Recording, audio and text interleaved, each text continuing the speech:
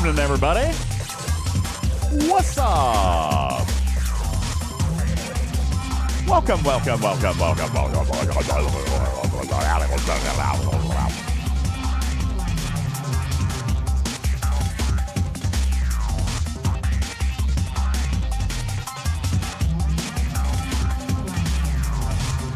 right, we got a pre-roll hitting in just a moment. Pre-roll hitting in just a moment. Get sub to the channel. Hey, Combat Kill says I'm brave. I'm brave. Griffin, they say I'm brave for streaming today. I mean, well, you know, it is pretty much the worst night of all time. So what the heck happened today? The worst night of all time.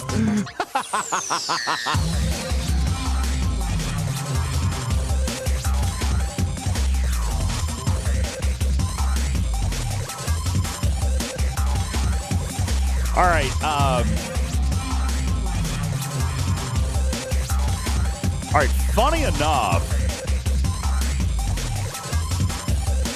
this is actually all right. Hi, Avantasian, Chatterfang. What's going on? Combat Kill. Hello. All right. I need a little bit of help from my nerds out there. My game won't load. Like, at all. my game is not loading. Why not?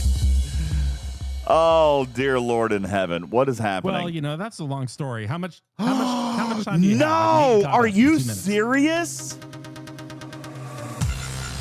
Well, it all started at 12 o'clock when it was working and then it wasn't. No, dude. The stream is dying again with YouTube. Are you kidding me right now? YouTube, I've got red error messages from YouTube. Oh, yeah, it's way bad. Unbelievable. All right, I'm turning off YouTube again.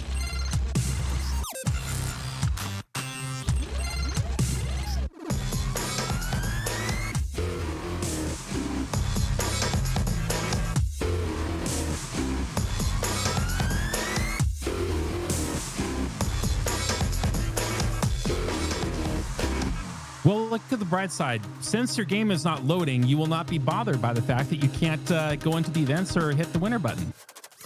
All right, Bull, I got it fixed. Dude. That's a positive, right? YouTube is, I have to update my community mod. Oh, Lord. Seriously? All right, where is it? Oh, yeah. Where is it? Here it is. Unbelievable. That's my fault. I was instructed to tell you to do that. Oopsies. Sorry. All right, I got to download this new 6.1 alpha. Is that what it is? All right, downloading.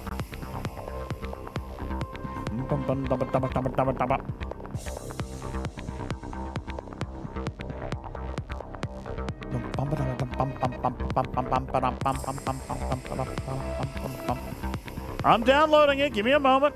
We're still in. Not like.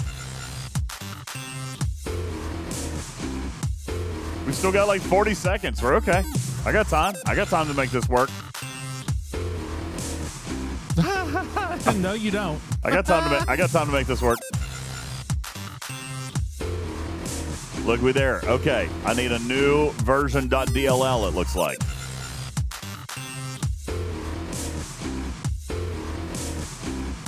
All right, replace version .dll. Okay. Replace. Overwrite. Yes, confirm. Come on. I confirm.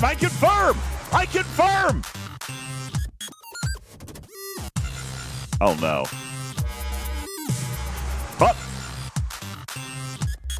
Oh. What's going on, everybody?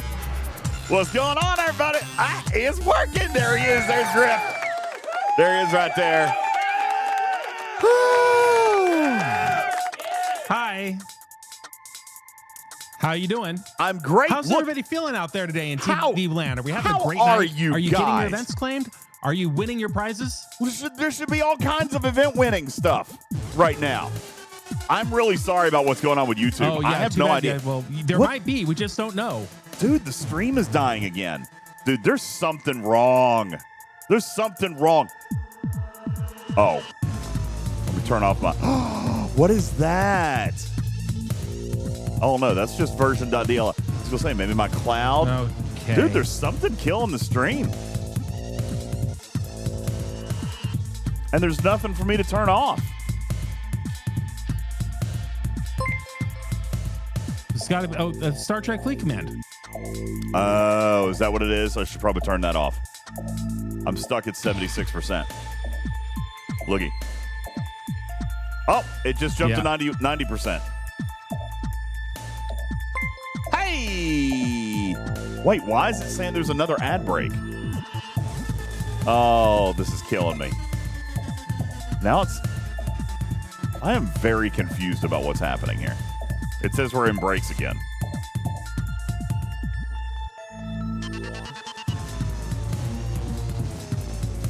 Only for those of you who have not subscribed for the low, low price of $5.99 a month. It's laggy, just like the game. Well, I mean, it looks fun now. I can't tell what's going on. I'm gonna have to do some work in here. I think the mice are chewing wires again. Mice are chewing. Be. Are they made of soy? Because that'll happen. Yeah, obviously. Aren't all of your cables made from soy? No. Oh. Unless they're in a motor vehicle that I had to pay $3,000 to have replaced. Yikes. No, that's terrible. Did you tell them they can't charge you that much? Yeah, man. Yeah? And? Bad times. You know, I think I'm on like a 5-second delay from when I speak to when you hear me. I know. Shazo, I don't know what's wrong. I thought I did just take a pre-roll. So is Twitch acting? Dude. I'm going to switch to Discord. Prime Rex says it may not be you. Everything is bad today. Wait, everything is bad today? I'm very confused. What's happening? TJ, I can't stop it. I can't stop it. I'm so sorry. Hey, I have great news, though. I have great news. Griffin. Wait, what happened? What? Where'd you go? Why are you waving like that? I've got you. Oh, you want me to join Discord? Wait, why aren't you in the stream together? I am for video, but I'm telling you, there's like a 5-second delay on the audio. I say something, and then it's like I'm reporting live from Iran, and then you hear it like 5 seconds later. Dude, what's wrong with the internet? It's got to be the internet then. Scopely broke everything Twitch. so bad that they broke everything. Did they break? I think it's Twitch. Did Scopely break the internet? Hey, Matters. Tarpy, good evening. Karkin, hi. Good evening, everybody. Welcome into the show. My name is DJ. This is Talking Track. Happy Arcball Day. Oh, yeah, happy Arcball Day. It's a happy day. Happy. Strider said, is this another AWS crash on Arcball Day? Well, look, Pixelate says that Azure East 2 has been having problems today. So that might be it. Yeah, no, YouTube's not working, guys. I cannot connect to YouTube. I've clicked the button 3 times. It won't connect. Scopely broke all of AWS. Well, you know, here's what needs to happen. Here's what needs to happen. Scopely needs to relax. They need to sit back. Their engineers need to take a deep breath. And they need to open a can of Ghost Energy. Oh, that's damn right they do. That's For example, right they a nice do. Can of Peach Ghost Energy. The hot new flavor is sweeping the nation. Peach! It is delicious. Look! And it's still 200 calories, 200 grams of caffeine, all the sugar removed. It's delightful. I'm going to pop it I've open got now. Peach as well. Brand new. We're Peach twins. It just arrived today. Thumbelina said, are you on YouTube? No, I can't get it to connect. I tried. YouTube is that is so good. YouTube is down for the count. All right, we're going to open it up. Yeah, right here. 200 milligrams of natural caffeine, 1,000 milligrams of carnitine, only 10 calories for legendary energy, epic focus, and none of the sugary crash. It is Ghost Energy Get yours today by using !Amazon to link on over to the Amazon support channel. Anything you buy, all of your normal everyday shopping will go to the benefit and support the Talking Trek channel. We appreciate you guys using that very much, and you can supply yourself with some legendary Ghost Energy Peach. All right, here we go. There you go. Be a legend. Get your peach energy right in your mouth hole, DJ. Oh, that is a sour peach. Oh, he doesn't like it. Don't you like the sour peach rings? I only drink Dr. Pepper. Can you guys give me a sponsor for that? Dr. Pepper, are you listening? Your taste buds have been ruined by smoking. Okay. Well, that's a pretty big market, Dr. Pepper. I'm in. That is a little different than I expected.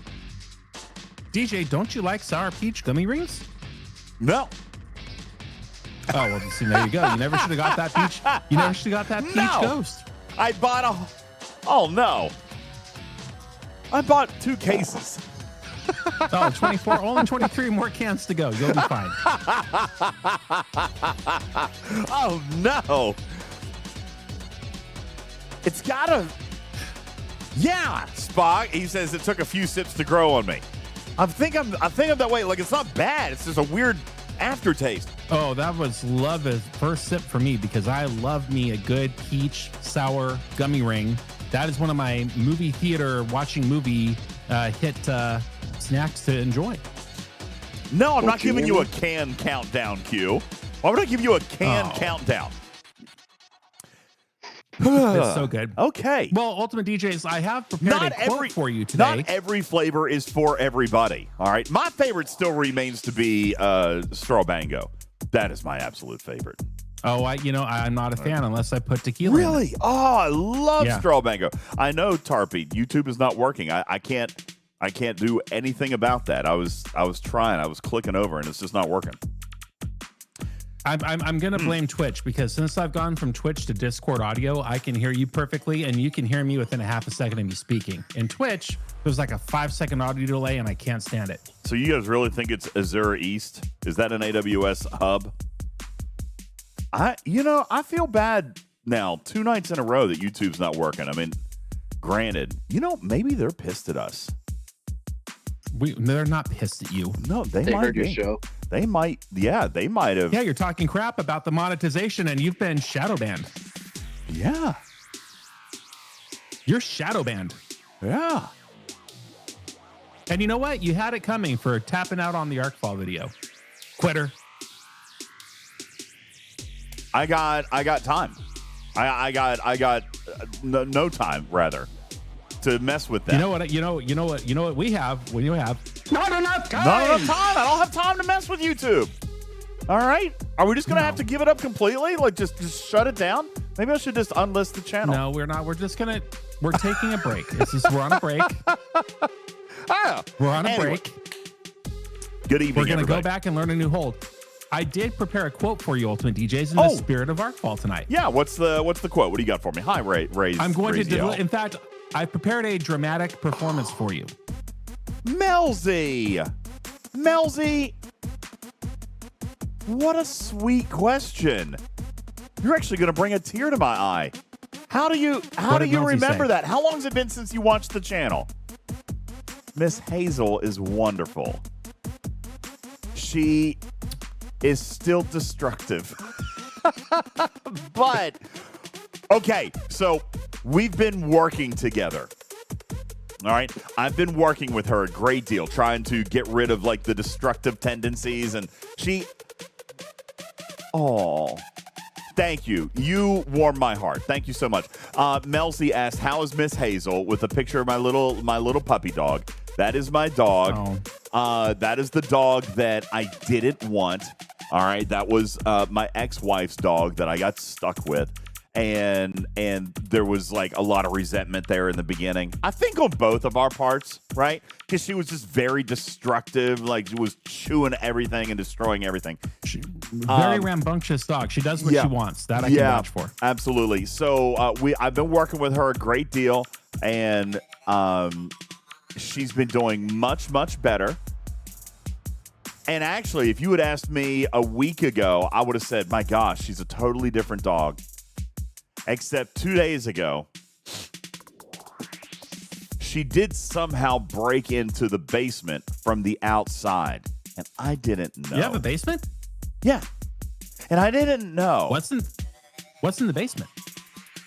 Not a lot. It's mostly storage. And I have my home gym down there, and my treadmill, and my What's bike. in the hole that's in the basement is the real question. And So what your home gym? So what you're saying is you got a lot of cobwebs down there. the boys use it a lot. All right. I see. Yeah. I see. But I also store a lot of things down there. Well, 2 days ago, I got like 2 cases of peach ghost energy. I do have a fridge down there, for example. Yeah. Yeah. So there's no bodies that I'm aware of. Anyway, I came home and there was a couple of items in the driveway, and I'm thinking, oh, she must have got into the garage or something, because there was a couple of things out in the driveway that she had destroyed. But they were just little things, like little toys. And I was like, well, I wonder where she got this. She must have broken into the garage. The next day, I came home and the driveway is full. Oh, I wow. mean, board games. You guys, some of you guys may remember that I collect board games. Collector, vintage, old board games. Still in the wrapper. We've seen the collection. Yeah. There was about 15 Monopoly boards in my driveway yesterday. Oh, no. And I had a panic moment, and I race into the house, and I race downstairs, and the door has been bodied over. She broke the door down, and the basement has just been destroyed. Like, she's been really bored down there for a day or two. And here's the thing, the board games are up on a shelf. I don't even know how she got them down. She would have had to have climbed or jumped. How big is she? She's like, I mean, she's 50 pounds. Don't you think, Griffin? 50 pounds, 55 pounds? About that, are you sure it's not a poltergeist? It was not a poltergeist. Because she's I know what happened. She's pooping out Monopoly money. The last time you played Monopoly with her, she landed on that stupid card, the chance card for the property taxes. Yeah. I told you to rip those up before you even play Monopoly. See, she's pissed about that. Now she's destroyed every copy. I don't guess blame so. her. She's pooping Monopoly money now. All right. And probably houses and hotels. As well, I was very upset yesterday. I mean, super upset. She spent the night in her kennel. Yeah. TJ says, haven't you heard there are no bad dogs, only bad owners? I mean, well, you know what, TJ? I don't disagree with you. At some point, somewhere, she got distracted with whatever she was able to do to get into the base. But you're right. All right. She is a sweet animal. She has a very loving disposition, but she has attention deficit disorder. Griffin, is that the right way to describe Hazel? You've met Hazel. That is completely accurate. She'll be in the middle of something and she will go and see something else. She's the quintessential squirrel dog. Squirrel, gone. Oh my God. All right. She's not super bright, TJ. All right. A lot of energy to burn. So when something new and exciting grabs her attention, like the basement, oh, she went to town. All right. She went to town. So, yes, there are worse things that she could have eaten, Strider. And all things considered, I'm glad she's okay. She did tear all of the insulation off of my water heater. Oh, nice. Uh-huh. Yeah, and I'm going to need to get a new end cap. Not the belt, thankfully. A new end cap to my treadmill because it looks like she just decided to chew off like the end rail cap, where the belt goes underneath the treadmill. You know what I'm talking about there on the end? Uh-huh. Yeah, just the end cap. Yeah. No functional damage. She just chewed off the end cap. You know what it sounds like to me, DJs? It sounds like Hazel got a little lonely. Yes, that's what happens. That's what her dog doctor, her dog psychologist, has told me in the past that she...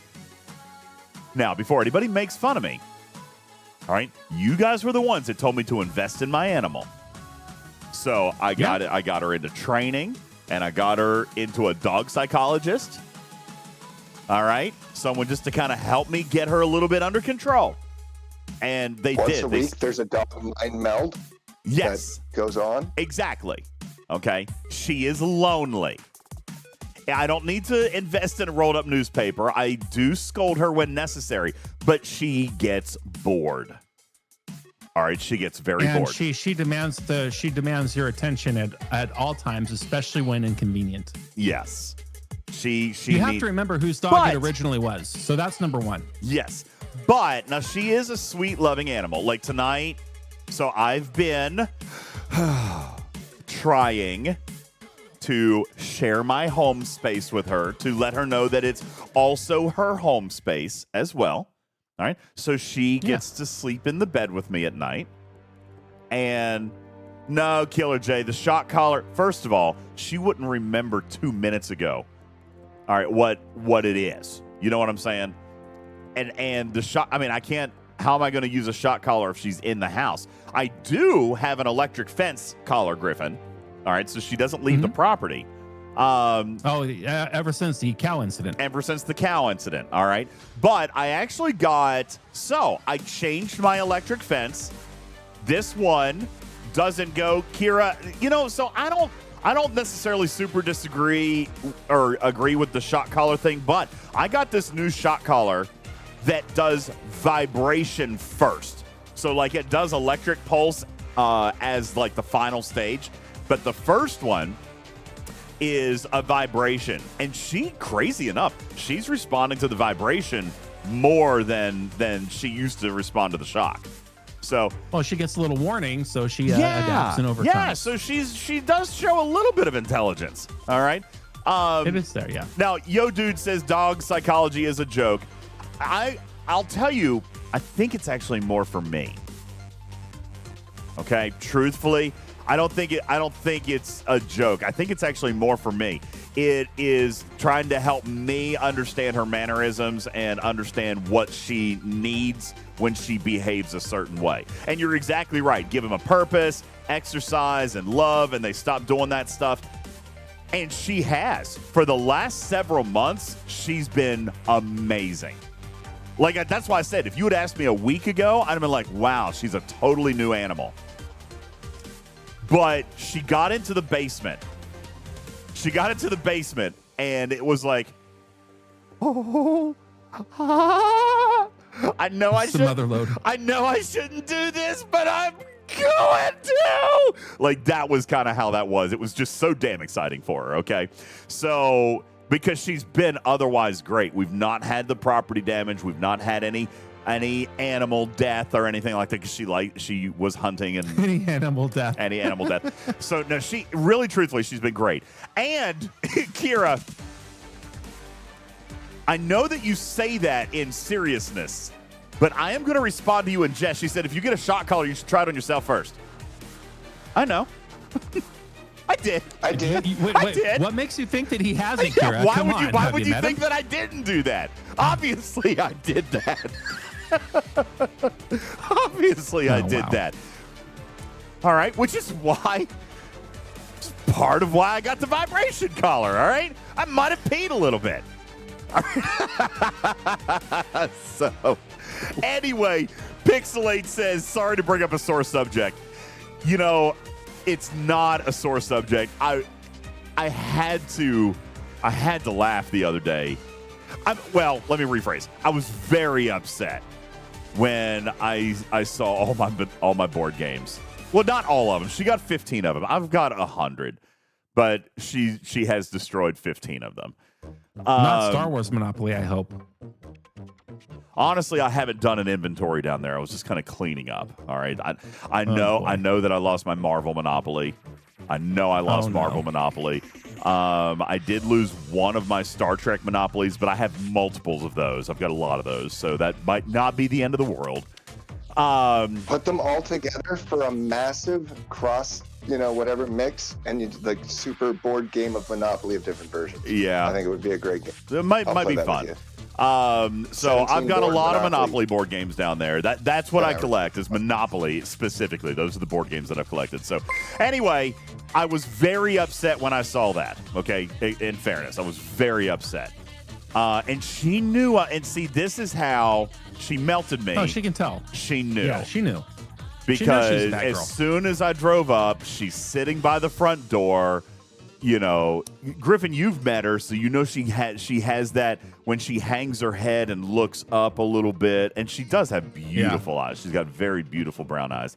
So like a nice light chocolate brown eye. Yeah, she's so pretty. But yes, she knew. When I saw it was just like she looked at me. She was like, "Daddy, I couldn't help it." Like I just saw. It was like she had an accident. Yeah. So we just had a few moments where I didn't talk very much. It was very much like how I would have to respond to a child if I was super angry. All right. Like I needed to take a minute. To breathe. You needed a break. Yeah. I needed to take a minute just for myself. And I cleaned up my Monopoly games and she just sat there. But then we went to bed last night and she's such a good snuggle bug. So and all is forgiven. Yeah. But that was a bad day. We had a rough day. But it was like, you're right, Griffin. She struck the mother load. Somehow she got into the basement, and then just when she realized that, it was just she couldn't help herself. She couldn't help herself. She just had to go crazy. So and crazy she went. Absolutely, she did. But anyway, to summarize all of that and circle back, was it Melcy who asked? Thank you so much for asking about my dog. She and I have been on a journey, and she's been doing so well, and I'm very proud of her. And dare I say, she is my family right now. All right. And you guys all told me that was going to happen. Remember, I said that I didn't know if I was going to be able to keep her, because she was my ex-wife's dog, and then she just left, and I got stuck with the dog that I never wanted in the first place. But she has, Griffin, you had mentioned to me a couple of months ago, we were riding together in a vehicle. I don't remember exactly where we were. It might have actually been down in Florida. And I was just asking you, how you were and about life and you said to me at one point that, one of the hardest things that you dealt with in your adult life was sometimes feeling a little bit lonely. And I am starting to in my personal life, I'm starting to just kind of look around and realize that the house is empty. You know what I'm saying? Yeah. My kids aren't home as much. You have an empty nester going on with a side of missing kid and divorce, and it's ugly. Yeah. So I mean, and part of that is the divorce. Part of that, I think, is probably Landon. All right, who? Yeah, of course. Is doing his thing, and listen. So I'm feeling a lot of feels, and my dog is still there. And she still snuggles up at night, and she still farts in her sleep, and she still twitches and runs when she's snoring really bad. And she's all I got. You know what I'm saying? Like, she's all I got. Nothing compares to the love of a dog. Yeah. Because it is completely unconditional. It is. And they're just always there for you. And I, like you, leaned on my puppies when I found myself alone in my life at a time I did not expect. Yeah. And I too almost had a meltdown on one of my dogs. I was gifted a chocolate cake for my birthday out of nowhere. Oh no. By a visitor I did not expect. and we had a little bit of the cake, but then they had to leave right away. And then I had to go run an errand, and I left the chocolate cake on this very high-rise table. Yeah. And Hershey and Bodie, they're little 10-pounders. They're little dogs. Yeah. And frickin' Bodie, that trash panda, he found a way to the top of that table. And when I got back home 20 minutes later, 3/4 of that quarter sheet cake was in his belly. And the other quarter was slacker. Oh, yeah, he went to town. Slacker. He went to town. Listen, you've met Hazel. A sheet cake? Nah, dude. She would have had that thing gone in 10. All right. Dude, that's a 50-pounder. Bodie's 15 soaking Fair. wet. Okay, yeah, that's right. Baby, a he ate his teacup. body weight in chocolate cake. I had to take him to the vet. They had to pump his stomach. And you know what the most embarrassing part of it was, DJ? They made me call CDC for dogs. For the chocolate. And I had to interview with them. Oh, and then yeah. I had to report myself for poisoning my own dog. How about that one? That's good. No, so the basement door does not have a dog-sized hole in it. But she busted the latch.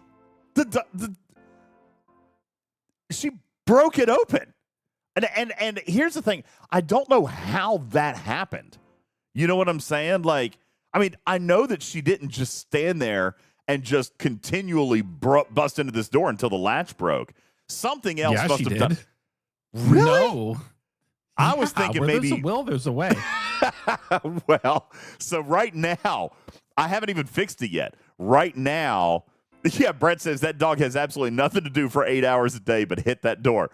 Well, exactly that. That's Hazel's job.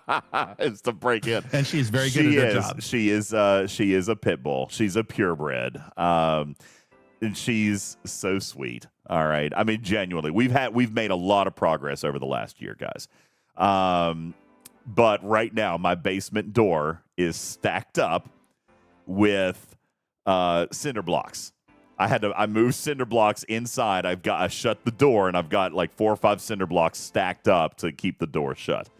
All right, so yeah, she will bust a hole through that door. Don't worry. So, anywho, yeah. No, listen, Omicron. Okay, he says pitties are as smart as a whip and stubborn as a mule. Hazel's not smart. She's not smart. Hazel chews rocks. Okay. TJ, you're exactly right. That's what her vet and her dog shrink has said, is that she misses me during the day. So those are signs of canine separation anxiety. And ordinarily, lately, I've been leaving her in the house because you guys know she killed a cow. I think I told you that, right? I told you guys that. Well, she indirectly killed the cow. She's scared a cow. She scared a cow to death. All right, but my neighbor... This is not funny, but it sounds funny when you say it that way. My neighbor was very unhappy with that scenario. So I've been keeping her inside, but the weather's just been so nice lately. And we've been making really, really good progress. So the dog shrink suggested that maybe it was time I let her stay outside for a day, buddy. That lasted a week. She was outside for 2 or 3 days, and we can't do it. So she's inside now. I have to leave her in her kennel during the day, which she's fine. I mean, I know that sounds terrible. I'm not a huge fan of that, but I consulted a lot of people before I decided. Because remember, I was going to get rid of her. I was going to give her away because I couldn't leave her outside anymore. TJ says, share the cow story. You guys don't remember me telling you the cow story?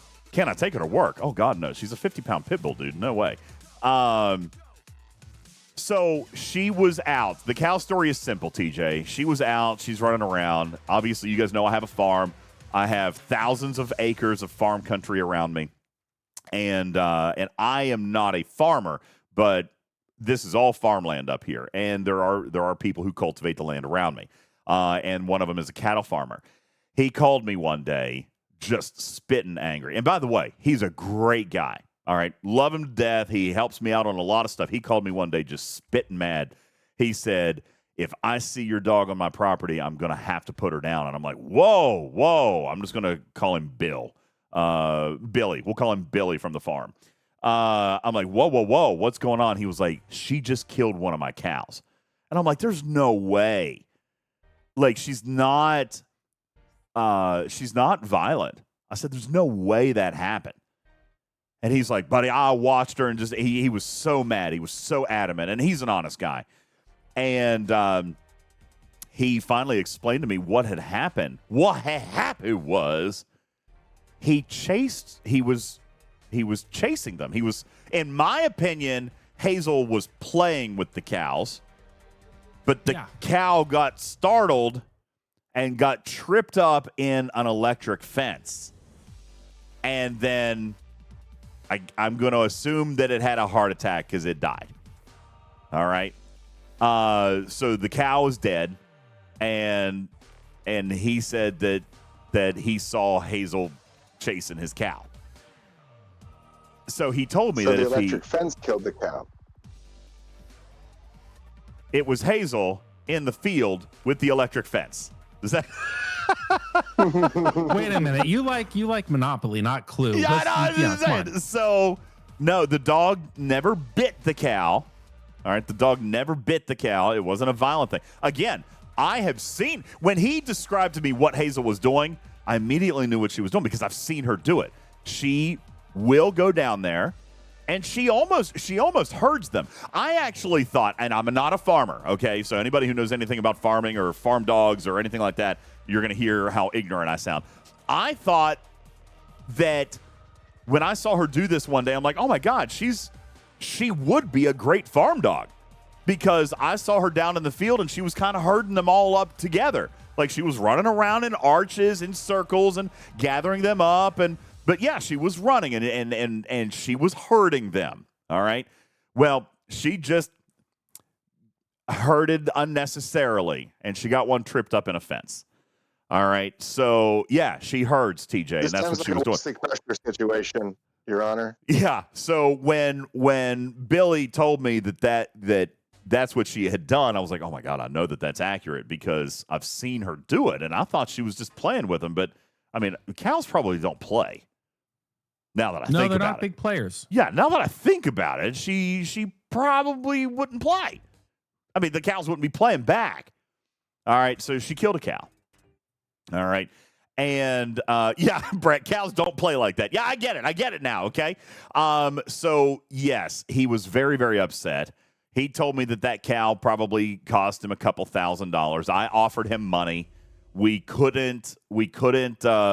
I offered him money, which he ended up refusing because, and I don't know if he's got insurance. He said it was going to be a very expensive mistake, but I told him then that I would keep Hazel. Actually, I told him that I would get rid of her, and I had made a decision then that I was going to get rid of her. And I started posting on social media. I said she needs a home. She's sweet, but she's stupid.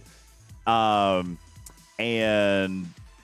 I contacted the Humane Society and all this stuff. No, so here was the thing, Fly Guy. I did ask him if I could buy the cow, but we didn't know how long that particular one had been out. All right. He said it's not safe. We're not going to butcher it. We don't know how long it's been out. So he said it's not safe. So we've got to scrap it. We've got to lose it all. So and I offered him money. He didn't take it, which, I mean, again, he's a very stand-up, nice guy. I'm assuming maybe he's got some type. Do farmers have insurance? There is definitely no cow electrocution insurance. No. I mean, didn't he say he watched it happen? Doesn't it imply that he would know when the cow passed? So upon later conversations with him, I had discovered that I had thought at first he had seen Hazel herding the dog or herding the cattle, but he didn't see the cattle get tripped up in the fence, or he probably would have saved his own cow. All right. But he said, I've seen aliens. Do what? There's no proof that the dog was even there at the scene, Your Honor. This still could have been aliens. Oh, Carl. Well, it was aliens. So, yeah. No, so, well, here's the thing. Yes, he said that he had seen Hazel on the land herding the cows, and I knew that was true too, TJ, because I had seen it almost all the time. So, yeah. Anyway, I didn't know if he was able to get insurance or get it covered because he wouldn't accept money. I offered him $3,000, And That's very decent of you. Well, I felt terrible about it. Because that is his livelihood. And he said that. He was like, listen, this is what I do. This is my living, and that was a very expensive death. He was like, I have enough others, between sickness and accidents and coyotes. We have coyotes really bad, So anyway, long story short, it was just a series of, it was a very unfortunate incident. After that, I started keeping her inside, or I was going to give her away, but then I felt really bad, and I got to thinking, and I see all these horror stories about, especially pit bulls. They're such a misunderstood breed. You know what I'm saying? They really are. If you don't have the right person, I know Hazel's a challenge. She's a challenge, and she's difficult. Not unlike you. And it takes a lot of attention or a lot of active energy from me to keep her in line. And I just didn't want to risk her being somewhere where she couldn't be safe. You know what I'm saying? And then Sarah McLachlan came on the radio and it was settled. She's staying.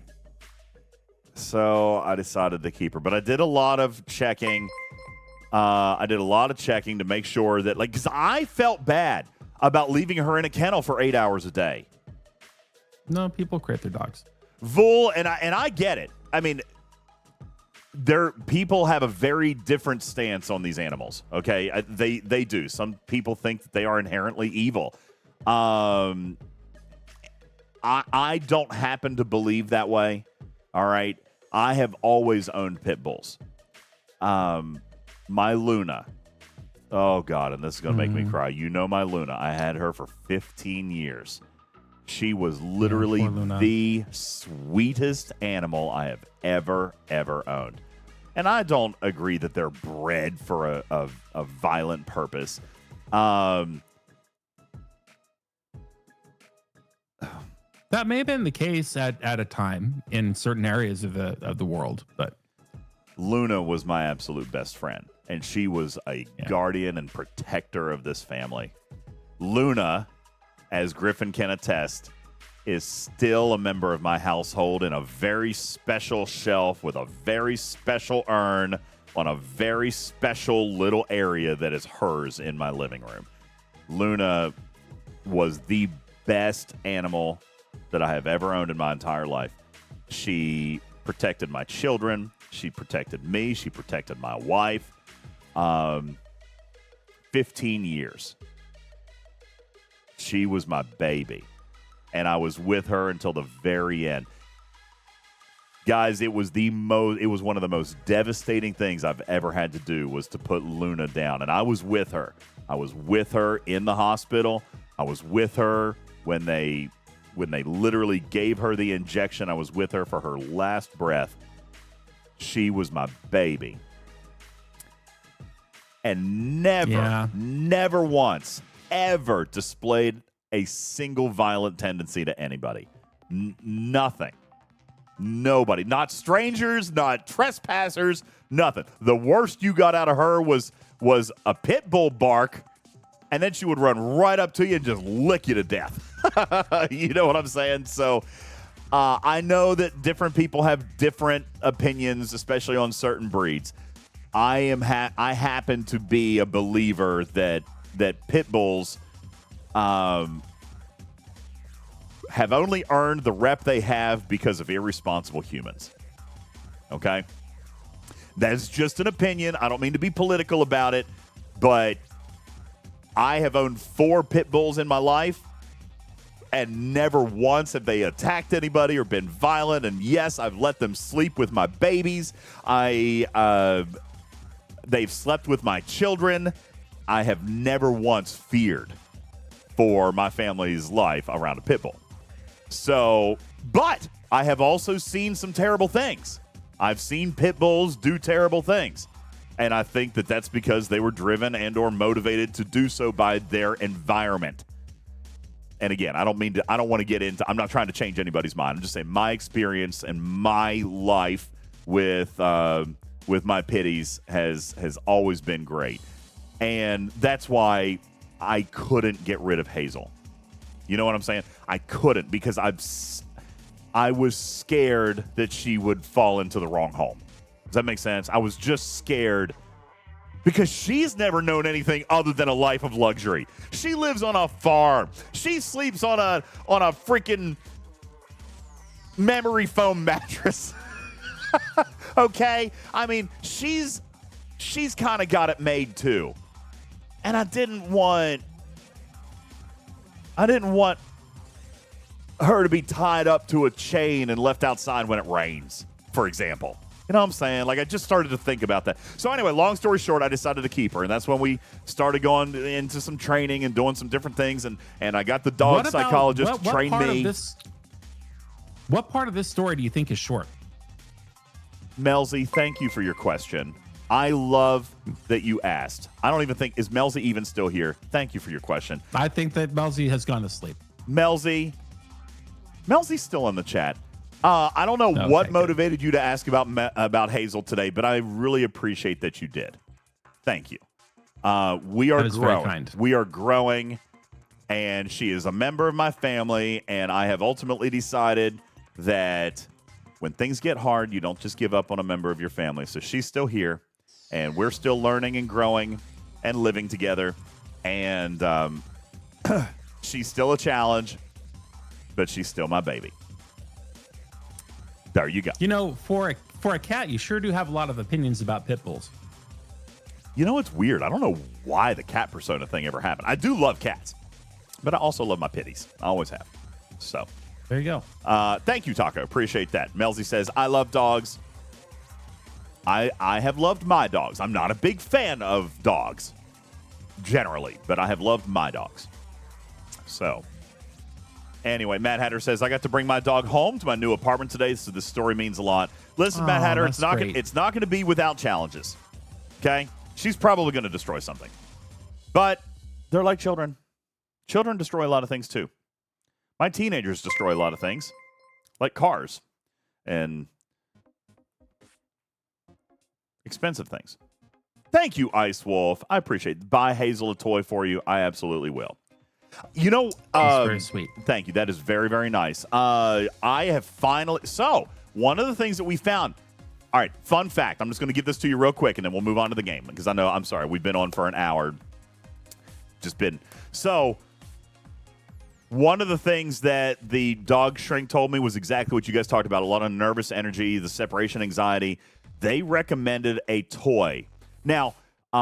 They recommended a toy that she could spend time with because any toy I've ever gotten her, she's always destroyed, like relatively in quick order. By the way, Oliver's very upset. When she broke into the basement, she got a hold of a Baby Yoda toy, one of his Baby Yoda dolls. I kill you. Come on, why you cracking my base right now? I'm gonna throw a shield. Oh, you already killed my ships. I kill you's trying to crack my base right now. And he killed all my ships. Thank you. Anyway, so he cracked my pride and my spirit in arenas last night. So why not your base? So yeah, she got a hold of one of Oliver's Grogu dolls, and well, that's in a lot of pieces right now. So you know, but it's not without its challenges. But anyway, so there you go. Oh, so the toy, Grogon. Grogu's in multiple pieces. A Kong. You guys, I think I've talked to you about this before. The Kong toy. It's an allegedly indestructible dog chew toy. And I was going to mention that Kongs are great for pitties, especially the kind that you put the peanut butter in the middle. Yeah, that's exactly what I've got. That. I actually bought 3 of them. I rotate them in and out of the freezer. Listen, check. I've had the same Kong for 3 months now, 3 or 4 months, and she has not destroyed it. Yes, it's the black one.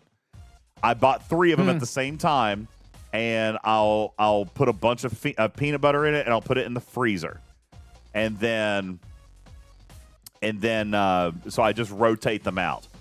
And maybe it's because it's got peanut butter in it. She doesn't really destroy it, but she will chew it to get the frozen peanut butter out. And then when she's done, she's done. That's why I have to rotate them because she'll get the peanut butter out and then she's done with it. But it takes her a long time. It takes her a few hours because it's frozen. It's rock solid. And I put it way in there. Like, I don't put it right around the edge. I put it way in there because if she gets it out too quick, then she's bored with it fast. So yeah. Anyway, that's what's going on with my Hazy. Thank you for asking. I haven't talked about her in a while. You guys got to see her on the 24-hour stream.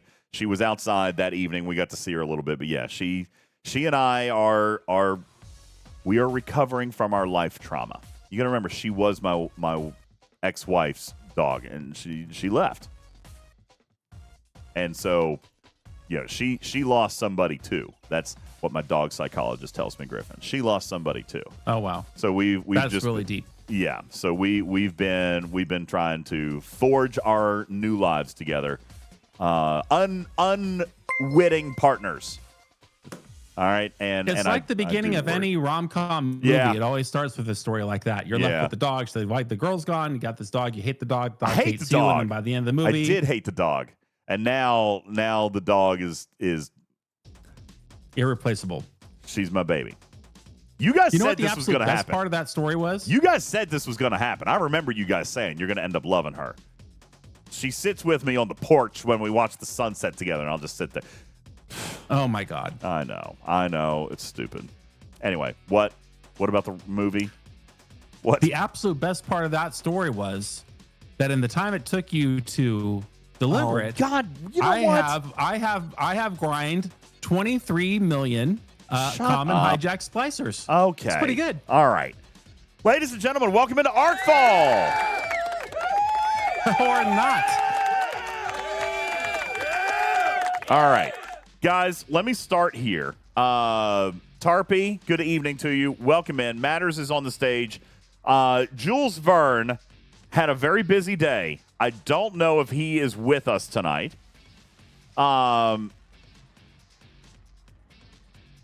Yeah, I don't know if he's with us or going to be with us. We had a lot of stuff to teach you about, but if I'm not mistaken, listen, Dev Chat's been very busy. There's over 150 messages in there. Going to be straight up with you. I didn't read them all. By about noon. I can summarize for you in 2 words. Game's broke. Game's broke. I see all the Scopely announcements today from Pauly and Hammy. I see that a lot of stuff isn't working. I see the community the community patch got broken. Dev Chat has at least 30 tickets open on various things going wrong. Beck has been very active. Can you do us a favor? Can you click on your winner button? Sure. Thank you. Oh no! Don't do it.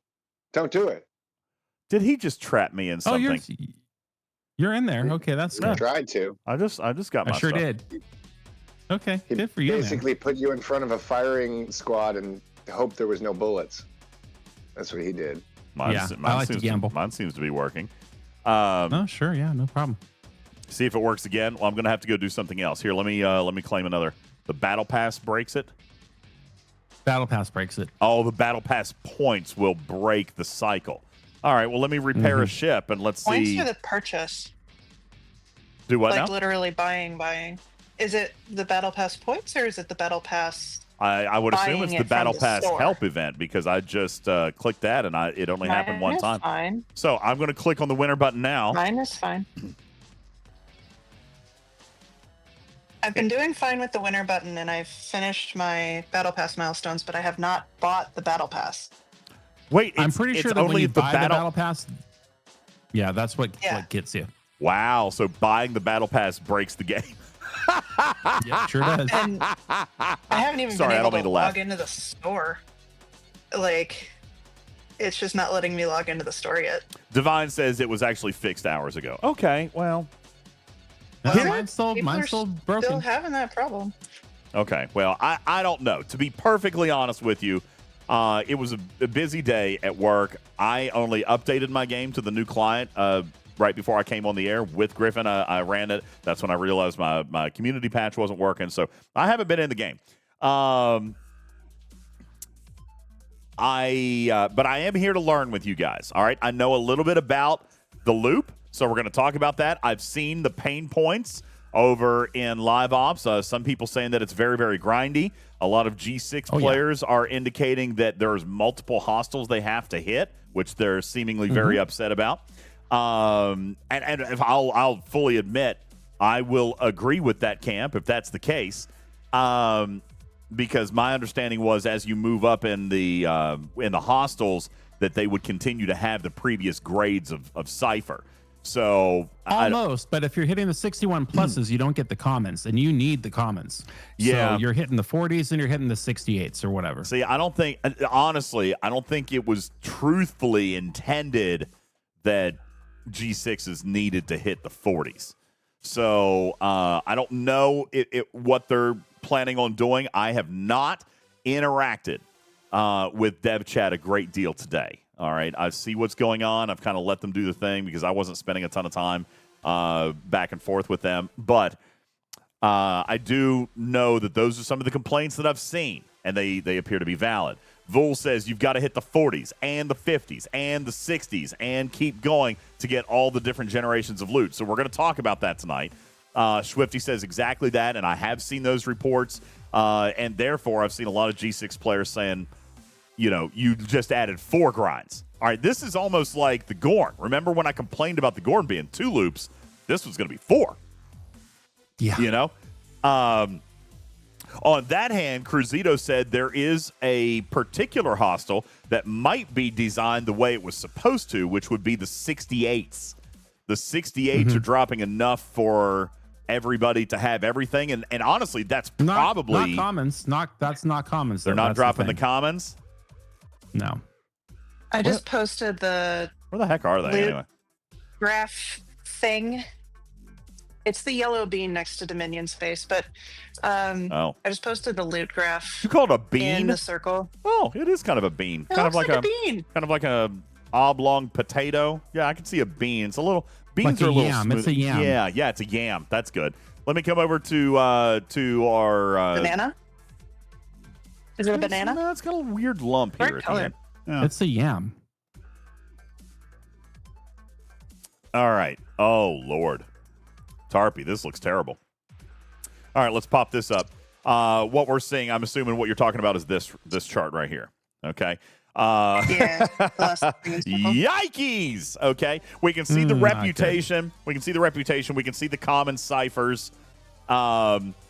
We can see the uncommon cipher. This is weird. Hey, Samo, what's going on, darling? How are you? Happy Arcfall Day. Thank you so very much. This is not what I was expecting, Griffin. This is not what I was expecting, okay? No. My understanding was that the higher you went, just like most refineries, like it'll contain the maximum amount of loot for the previous generation. Does that make sense? So, like for example, if you're hitting the 70s, it's got all the common and all the uncommon and all the rare, and then the epic scales up to the point where 70 would be. So if you were hitting 60s, it might not have any of the epic, which it looks like that's correct. It's got no epic, but it would have, the maximum amount of rare, the maximum amount of uncommon, the maximum amount of common. Well, that's completely false. All you get is the maximum amount of rare right there. That's it. This looks weird to me. I feel like this was not intended. So, if you look at the loot goblins, it, I think, looks more like what you expected. So you might just be mixing up your hostile types. Uh-huh. So there's that one. Yeah, great news. You get one of those spawn every 30 minutes. No problem. Yeah. 30 minutes or 60? Here are the loot goblins, and, you're talking the higher the loot goblin goes, you're getting a good chunk, and everything continues to go up. And I think you're absolutely right, Tarpy. The loot goblin almost feels like, and maybe this is something similar to what I saw beginning-wise, is, as you progress up with the loot goblin, it's got some of everything. But if that's only showing up every 30 minutes, then that's an issue. You know what I'm saying? So, and then everybody's going after them right now. Yeah. So, this is a little bit of an issue. Now, what players are going to ask, what do we need all these ciphers for? So let's look inside the game, and I'll show you inside the Augment store. And for the record, guys, I am learning this with you. This is what we always do on Tuesdays. We're going to explore it with you, so don't fuss at me if I act like I don't know what I'm talking about, because there is stuff that I don't know. I'm loading the game for the first time now. You guys got 10 hours jump start on me. It's kind of a crazy day.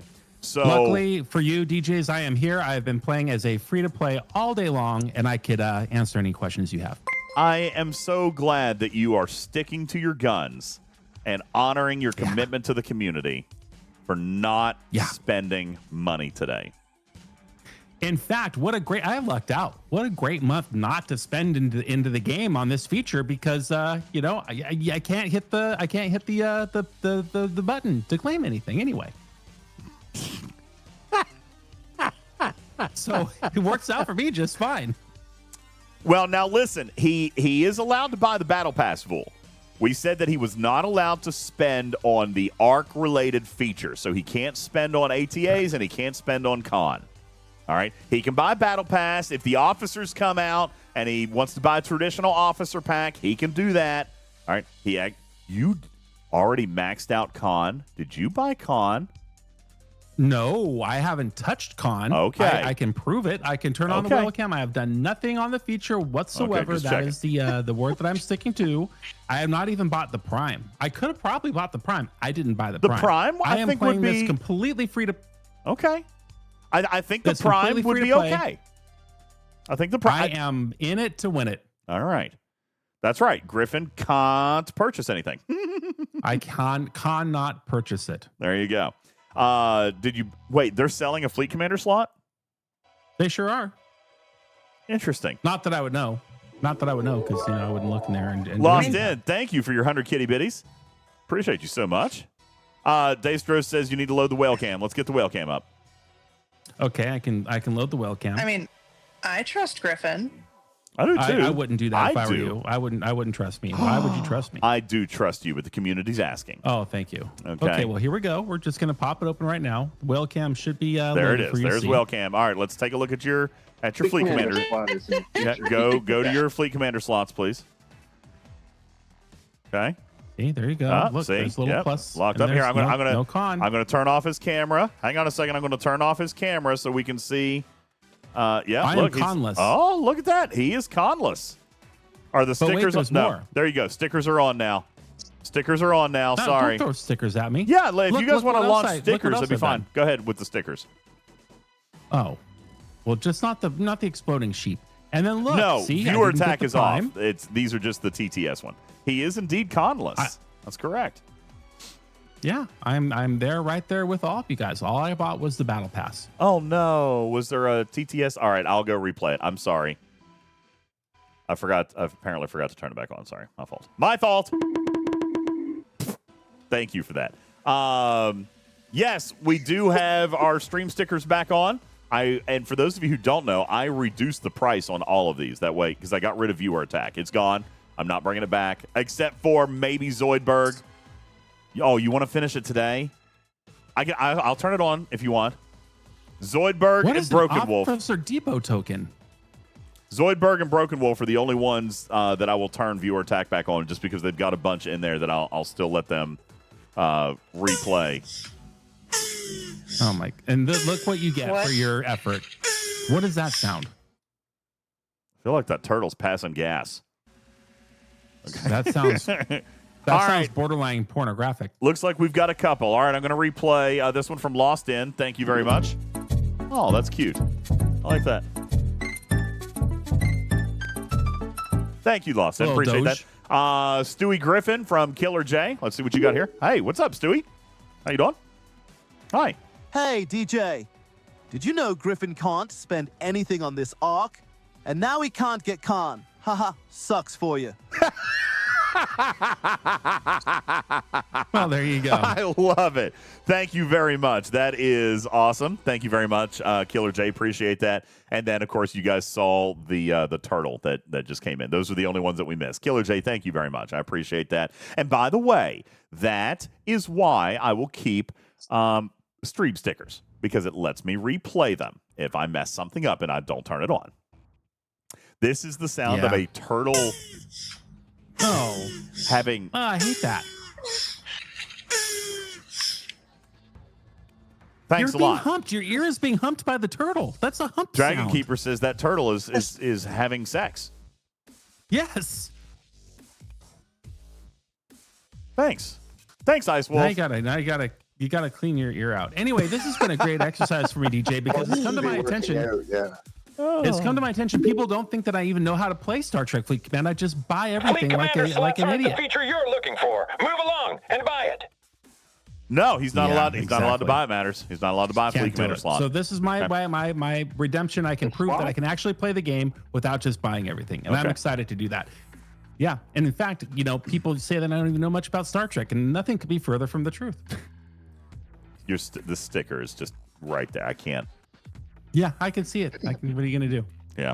All right. So let's break into Bean Country here. I'm going to claim my winner box and not. By the way, I do want to just point this out very quickly. That I take this very seriously, guys. A lot of people have asked me over the last 24 to 48 hours if I have moved on. I have not. And I am not claiming this out of simple moral protest. Okay? Oh, solidarity. Yeah, I have not and am not claiming this DTI faction box because I am maintaining my absolute sincere position that I am disappointed and dissatisfied with the DTI faction changes. All right. So I just wanted to let everybody know. I have seen people like, oh, well, they're going to take their shards and just forget all about it. It's bribery. It's payola. Nope. I am not accepting this compensation because it is not acceptable compensation to me. I'm not taking it. Hi, Stewie. What's up, buddy? Uh-oh. Welcome back. Mama, Oh, no. mama, mommy. Griffin is kindless. Ha ha ha ha ha. Oh, that's That funny. sucks. You're conless. All right. So anyway, that was just a quick little thing. I have not given up on DTI. I'm sticking with you guys on that. Dragon DJ, Girl this says just they in before you get started. wait. Whoa. They what? They auto converted. Yep. Uh-oh. This is going to be fun. What? Oh boy. We got what we asked for. And they reverted the artifacts. Okay, stand by. Hold on. Start at the beginning. They reverted the artifacts. What are you talking about? What does that even mean? They reverted the artifacts. Let's come back to that. No. Let's come back to that. No, please. I need to double check before I say that. What does reverting an artifact mean? Did they Oh my take my God. artifacts away? Can we just go back to the auto converting, please? I Also- want to double check on my game before I say that.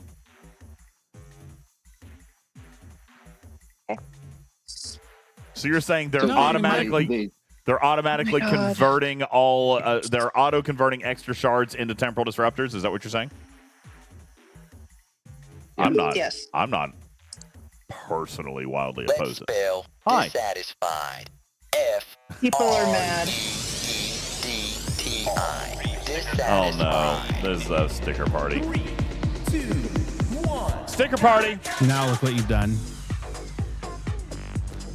Stickers are free. Everybody, go ahead and all the stickers are free. Have fun with the stickers.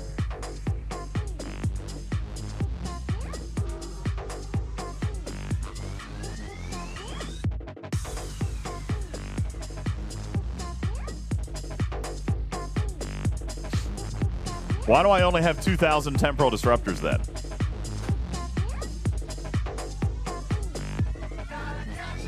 Clearly, you're not as stocked as you thought you were.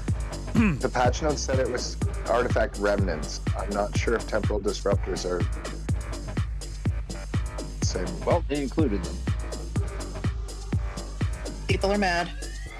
Well, yeah, it's going to take away. It's going to take away from their ability to do the Alliance tournament store, right? 15 tasks. Yeah. People are mad they can't very easily do the same task 15 times. Well, no, it must just be temporal because I still have thousands of regular shards. I think it might be any new ones that you get, but I'm not sure. It's for non-temporal artifacts? No, it can't be because I'm looking here. I've got 1,937 Captain Proton's blasters.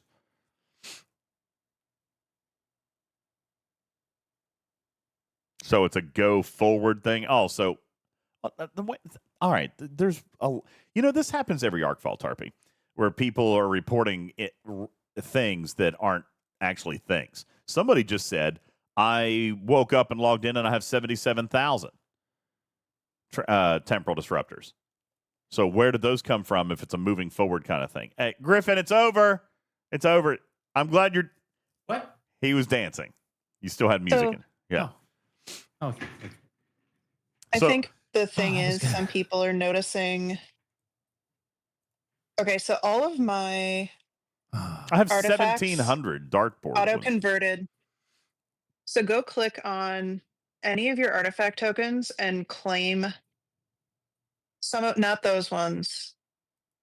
So go to the artifacts gallery, go to convert, and then click on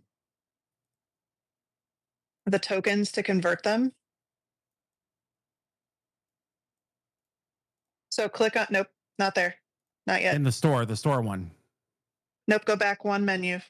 So I'm watching your Twitch, so it's a little bit behind. Well, just tell me what to click. Go back one more. I did. I told you to click the artifact tokens for the regular artifacts. Isolytic or premium? Yes. Pick one. Okay. Or both. And click on one of just any of them. So claim something. Claim one. Okay. Yep. Doesn't matter which box, just claim one of them. Okay. So if you now go back to your artifact refinery, you should see that all of the remnants for the artifacts that you had are now gone. Nope, still showing 1,700. That's what happened. That's what happened for... Yeah. So that's what just happened for me, how I got a lot of them to disappear. So these are the isolytic ones. Why would any of those do anything with the DTI faction store? None of those are in the DTI faction store in the first place. We're getting there. So this is just the regular ones. So this is what it was supposed to do. This is the thing that people wanted to happen, where all of those were auto-converted. And we didn't have to do anything. You're 100% right. Yeah. I know. And now people are mad because Scopely gave what they asked for because it means they can't bank up the disruptors for the Alliance tournament. Oh, damn. See, you know what, community? Right. I don't feel super bad. Tarpy's right. This was feedback. This was very loud feedback for a long time. And I could find that in dev chat very easily. I could just search sliders for converting or auto-converting all these shards. And by the way, I never really was super big and fussy about that, but look here. I've got 1,937 that I can only redeem 50 at a time. I wasn't going to complain about this. All right? Yeah. So, you know what? This is one of those you be careful what you ask for kind of things. All right, sorry. I am not standing against Scopely on that. This is absolutely community-driven feedback. Sorry.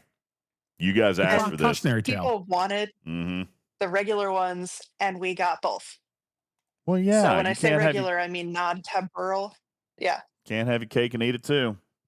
Robotsky says it's BS. I mean, Counteville says I never asked for this. I mean, it was pretty overwhelming, dude. And again, it's not necessarily on an individual player basis. I mean, it just is what it is. I could find you. I could literally spend 60 seconds and find a dozen suggestions in dev chat about auto-converting these things. We've talked about it on this show before. Yeah, that's many times. Now, you're right, Pong. We didn't ask for the Credum Time weapon to be on a delay timer or on a cooldown, but that's why I'm willing to fight with you on that. Okay? In all fairness, that's why I'm... that if we're not going to fight about this. Huh? They're part of the same issue. Why fight about that if we're not going to fight about this? Why? So... I'm just going to go into the chat for a hot second and say, there is one person who says they never asked for this. I just searched through the talking Trek Discord, Oh, and no. yes, that person very much literally asked for that. Oh, wow. You got busted. You got busted. All right, I'm not gonna read it out loud, but that is funny. Bam, Tarpy. Thank you very much. I appreciate that. That's so funny. All right. Anyway, Well, I certainly didn't ask for the by the ability way, to Karkin, start being able to convert temporal I am going into to. temporal taken away because everyone was crying about remnants. Well, here's why I'm willing to fight for the other thing, because for me, what was it? Hey, bat you down and run. You know what it was for me? It was never about Alliance tournaments, and I've said that a gazillion times. It was never about remnants. It was about the banks that couldn't be spent down. For me, it was always about the worthless bank, the currency that now can no longer be spent. All right? So that is why I'm continuing to fight for that, Karkin, and I will continue to fight for it. So you're telling me now, if I go into the DTI store, if the cooldown was removed, okay, I'm just going to do if we saw I had okay, you know what? Here's what I'm going to do. I'm going to pull this right now. That's going to give me 20 Krenim time weapons. You're saying it will automatically convert into what? Remnants or temporal disruptors? It would go to temporal disruptors, right? It should be disruptors, yes. Yeah. All right. So let's go in and take It'll a look also at my convert temporal whatever disruptors. bank you have Huh? saved up now. It'll also convert, if you have any shards now that you haven't converted, it will auto convert all of those as well. Okay. Well, there you go. I Which had is what we 2,000 a just minute saw. ago. Yeah. I had 2,000 a minute ago. Now I'm at 4,000. So listen, I got to be honest with you. I am not fussy about this auto conversion. Not. Okay. I am. People are mad. Well, So mad all day. I can get that. All right. Dragon Girl says it is about Alliance tournaments. And again, that was never my position on that. The reason I fought for it was because the currency people paid for was now useless. I agree, Hissy Fit. Thank you for the follow. What? Welcome in, Hissy Fits. All right. You fit right in the litter box. There you go. All right. Hello. Welcome in. I love your name because we're actually throwing a hissy fit right now, which is amazing. Dragon Girl, so from my perspective, from my logic in complaining to Scopely, okay, it was about the banks of DTI credits that could not be spent. All right. While I do understand and recognize that that was a free-to-play task that was possible, that was probably not generally intended to be that way, but regardless, it was. All right. This mechanic has now been modified because of another piece of community-generated gen pop feedback that not everybody's going to agree with, and I get that. I have a feeling that a lot less people are going to agree with it now because it does affect Alliance tournaments. But the bank of credits is still my big problem. And by the way, I have had a productive conversation about that. I'm not making any promises. They've made me no promises. Okay. But I got to make a good and solid pitch, especially about the officers in particular. Less about the artifacts and more about the officers. Okay? So I have made a very good, solid pitch to them, and they were receptive. All right? So I still think that I stand a chance at making changes to regarding the free DTI movement. All right. And I'm going to continue to advocate for that. But the advocation that I had, Dragon Girl, was never about Alliance tournaments. All right. It was about back stock, which TJ says people can spend them, but I'm here to tell you the lab has told me definitively, TJ, that not everybody can. Okay. And listen, I've got my best mathematicians on it. All right. Not everybody can. Maybe you can, but not everybody can. All right. So that is why I will continue to hold out for that. All right. But anyway, that is a very interesting development. I got to be honest with you. I'm not wildly upset about it. Shelby told me to get a clue. Wait, me to get a clue? What are you talking about? 100K of each on what? Oh, wait, are you getting 100K credits every day? How are you getting 100K every day? What? There's your numbers off. TJ says the people that can't must own everything already. Well, there is, I mean, you got to take progression into account for sure. There are bundles that I am no longer pulling because I'm done. Okay. So yeah. And again, at this point in time, TJ, we're talking about paid content. It's not free to play yet. It's not a grinder's currency yet. You paid for them up to this point, and a few more days. So, I mean, those have real monetary value. You know what I'm saying? So, that is what I continue to advocate for. And I know that's not, Dragon Girl is going to say, well, that's not why I need DTI changed. And I agree that we talked about this the other night, Tarpy, that there's 4 or 5 different perspectives on this. You know what I'm saying? There's 4 or 5 different perspectives on this, and I'm only sympathetic to 1 or 2 of them. All right? The Alliance Tournaments one, with respect, nothing but love. But the Alliance Tournaments one was never one that I was super behind. Okay? Just in fairness. And I've said that since it came out. All right? Well, because you have the ability to do the other ones really easily with your G6 materials. And so does everybody else. It was G6 people doing most of the complaining Well, today. and so does everybody else have the ability to grind 10K yeah. tasks. Okay. I have always been an advocate for what Scopely has done with the grindable 10K tasks, and I understood and accepted why the non-spendy events had their credits reduced. I am not surprised by this. All right. We're talking hundreds of dollars a month worth of primes and skins. Okay. And which, by the way, I don't disagree that they should be making available. All right. But at the same time, like, I don't think that everybody should be getting $500 worth of primes every single run. You know what I'm saying? So we talked about this when they introduced the 10K grinders task. Griffin may remember. It's also exactly what we advocated for. We wanted people to support their alliance, to be able to grind the 10K task without being required to spend a credit card. All right? Yep.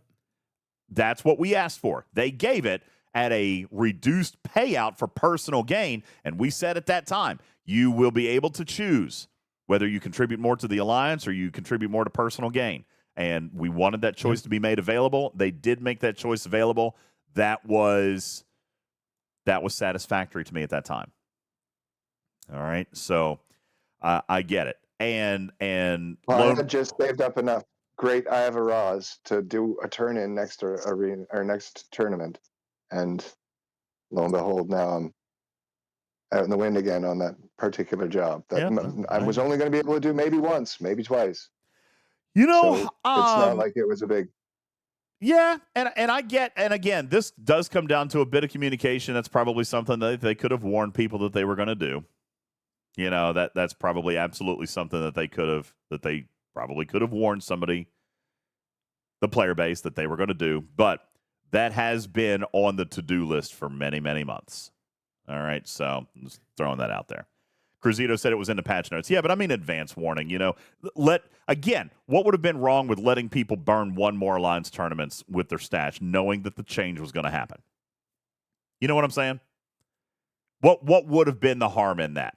That is, Cruzito, to me, that's like the free DTI thing, right? 4 months they went on. What was the harm in letting it go for another week to let people burn down their things with the established mechanic? Let's not pretend we haven't taught on that. Cruzito, relax, bro. Okay? I am all about consistency and preparedness. And when the game teaches us, or the game makes it available for us to develop a strategy for you guys, we do that. And then when they pull that rug out, I would like to be notified. I would like to be able to notify you. I would like to be able to educate our community on how to most effectively spend and how to most efficiently participate in events. And it would be nice if they shared that. in advance. It is, in fact, our job to come on and educate. But don't be mad at Cruzito. I know that he was in a really bad mood last night, but he's taking his Ambien today. He's in a great mood today, DJs. I do see that. As a matter of fact, Cruzito is very, very complimentary. I'm going to read Cruzito's POV on today's ARC launch, and then I do want to get into this and start, because Jules is here, so we're going to get into teaching it. Cruzito says, DJs and Griffin, you all say I hate everything, so here you go. This might be Tiger's best ARC to date. No stress, no armadas, no dumb crews showing up and messing up the group, no trying to get people coordinated in the right leg of a formation, no group coordination of any kind whatsoever. Just able to get in the game, zone out, and grind hostiles. This is my ARC. And you know what? There are people who agree with you. I also very much like solo activities over group activities. That is not a secret that I like that more. All right. So I don't think that's an unfair perspective. I am, Cruzito, probably going to be a little bit fussy about this right here. I do not want 4 new grinds. All right. I do not want 4 new grinds. I am fine with 1 new loop. All right. I do not want 4. I was critical. Exactly. You say how much you like it now. Wait until you get there for 2 hours in order to do what you need to do to pull a double chest. Yeah. I was critical about Gorn because we had to hit 2 different hostiles for the Gorn loop. All right. So I'm not a big fan of what I'm seeing right here. All right. Well, though, if you think about it, it is very on brand for the ARC, DJs, with it being Wrath of Khan. How you figure? Well, I'll tell you. One of Khan's classic and most important quotes in the entire movie, Star Trek II, Wrath of Khan. Which is? He says, I've done far worse. You gotta put me on the one shot here. Okay. You gotta deliver this. I gotcha. There you go. Go ahead, please. Because it's very important. In order to really connect with the spirit and the heart of the ARC and the Scopely, you need to understand this quote. I've done far worse than kill you. I've hurt you. And I wish to go on hurting you. I shall leave you as you've left me, marooned for all eternity in these stupid systems in the center of a dead planet, buried alive in your grind. And there you go. Okay. I mean, you know what? Narratively, it fits. Okay. I'm just gonna go. Hey, you know what? There you go. You got it. Tricky says, great, Griffin. Scopely's trying to punish us this arc. All right, there you go. All right, that was good. That was good stuff right there. It would seem so. Yeah, a lot of people really liking that. Domo, Danny, Tabby Moza, J-Babes, Diggs, Recursion. There you go. Nice. Swami says, damn, Griffin is cold as space. It's one of my favorite quotes. I have it memorized. Yeah, nice job. Nice job. All right, people like that. All right. Jules is on the stage. Ladies and gentlemen, it is my distinct pleasure to welcome to you the guest of the hour. Ladies and gentlemen, from the Talking Trek Laboratory, we have the wildly intelligent and fully prepared Jules Vern is here with us. Yay! Mad scientist with a gleam in his eye, Jules Verne unraveling the why. Starships soaring through cosmic dread, talking Trek where the fleet has fled.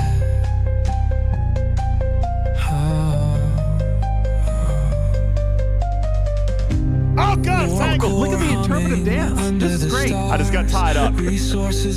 I got tied up in my headphone cable. All right, ladies and gentlemen, Jules Verne is here. What's going on, buddy? Welcome. How are you?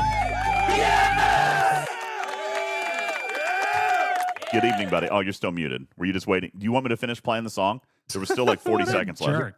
You're good. Oh, okay. No, you're good. Good evening, buddy. How are you? It's been a busy day for you. Yay, bugs. Yeah. Yes, it has. All right. Been a fun day. Tell you what, I am going to literally just turn the stage over to you. How about you, whatever path you want to take? Do you want to teach about the loop? Do you want for me to demonstrate on screen how this loop works? Do you want to jump into the data? Jules Verne, this is your stage. What do you got, buddy?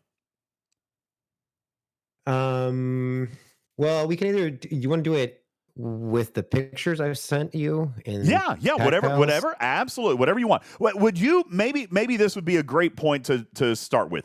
Can you explain to players just a high level overview? What is this loop? What is Wrath of Khan? What are they supposed to do? If they're like me and they're logging in for the first time today, what do they got to do? Great. So then let's do this. The first thing you're going to do is you're actually going to fly into a system. It doesn't really matter what system. Just go fly into augment space. All right. Because this is how you're going to start your augment faction loop. And we'll talk about the way teams loop later after we've kind of started talking through the augment faction loop because they are interconnected. They are connected. Wow. All right. So first thing that we'll see in here is that you'll have lots of hijacked, and this is the level 26 ships. You'll see hijacked Mayflower, a D3, and a Legionary. But you also see hijacked D7 class. So there is 2 different types of hostiles that we can see in the system already. So take a look at the you're taking a look at that. That one's just a frozen one because somebody has used the Picard maneuver to stop that D7 from attacking them. But they got a D3 here, Mayflower and Legionary. These are all your standard hostiles. Now these will carry the base loot for that generation of ships. So right now you're in the 40 system, so you're still in the G3 range, which means you'll only see uncommon loot from those hostiles. But there's actually are players. So what is the crew? Is this a loot crew scenario? Oh, just hold on. I haven't even explained the hostiles yet. Okay, sorry. I was going to go send a ship so I could. I was going to send a ship so I could hit something. I just got. Why did I just get attacked? Oh, Chaser. Why do you think you got attacked? Because of this other hostile I'm about to talk about, which is called the Chaser. The Chaser is an auto-attacking hostile, similar to the original augment, similar to faction revenge hostiles that will come attack you if you have a negative reputation with any faction, and similar to the sentries in the what space is that called? What do we call Texas it? Space? class. Texas class. Yeah, the Texas class space, the cowboy hat, that space. These will auto attack, but they have a very special ability, which is, I would say, the anti-canine. Or it can't even be called the go home cannon anymore because it's not a cannon. It's like an instant death ray or like a you never Toxic existed personality. Yeah. It's like a fart in a room. You don't even walk into the room. You immediately are kicked out of the room. Okay. And this is this dilithium destabilization. The ship has a 90% chance at the start of combat to destabilize the player's warp core, instantly destroying the ship. So it has. This is the burn, right? Okay. This is the burn from way in the future, but they figured out how to make it in just this one ship. So what this does. So I've got a 90% chance to die right now. Immediately to destroy it. And it doesn't matter how strong you are, because I want you to actually go back and look in your look at your battle log. I just lost to a level 40. Level 38. You also lost to a D70. It doesn't matter. It's a warp core breach, dude. Warp core breach. You're dead. I'm dead. Just look at the battle log. It feels great to lose to 26. There's nothing in the battle log. It is the burn. Exactly. That is how devastating it is. There's no cannon. You cannot defeat it. K9 cannot defeat it. 150 billion Borg cubes cannot defeat it. K9, I blame you for this hostile. I agree. I blame you for this hostile. You have been asking for years for the hostile that you can die against. Okay? Well, they finally did it. Listen, there's been 4 different versions of what I call the K9 cannon when I'm in the dev chat. Okay? Seriously, there have been 4 different versions of the K9 cannon. They finally got it right. This one's for you. Congratulations, K9 Tooth. Request granted. They finally got you, buddy. All right. There you go. So a 90% chance at death, no matter what. There's no fighting it. There's no avoiding it. You just die. All right. Fair enough. So you're going to have to use that special Picard maneuver to get rid of your hostiles, so to speak. Well, all right. There's 2 methods. The Picard maneuver, which for everyone who does not understand the Picard maneuver, essentially you will impulse across a system You will then, Wham, come before on. you reach that point, I need ships to survive, Wham. With all due respect, it's Arcfall, man. I need you to back off tonight, okay?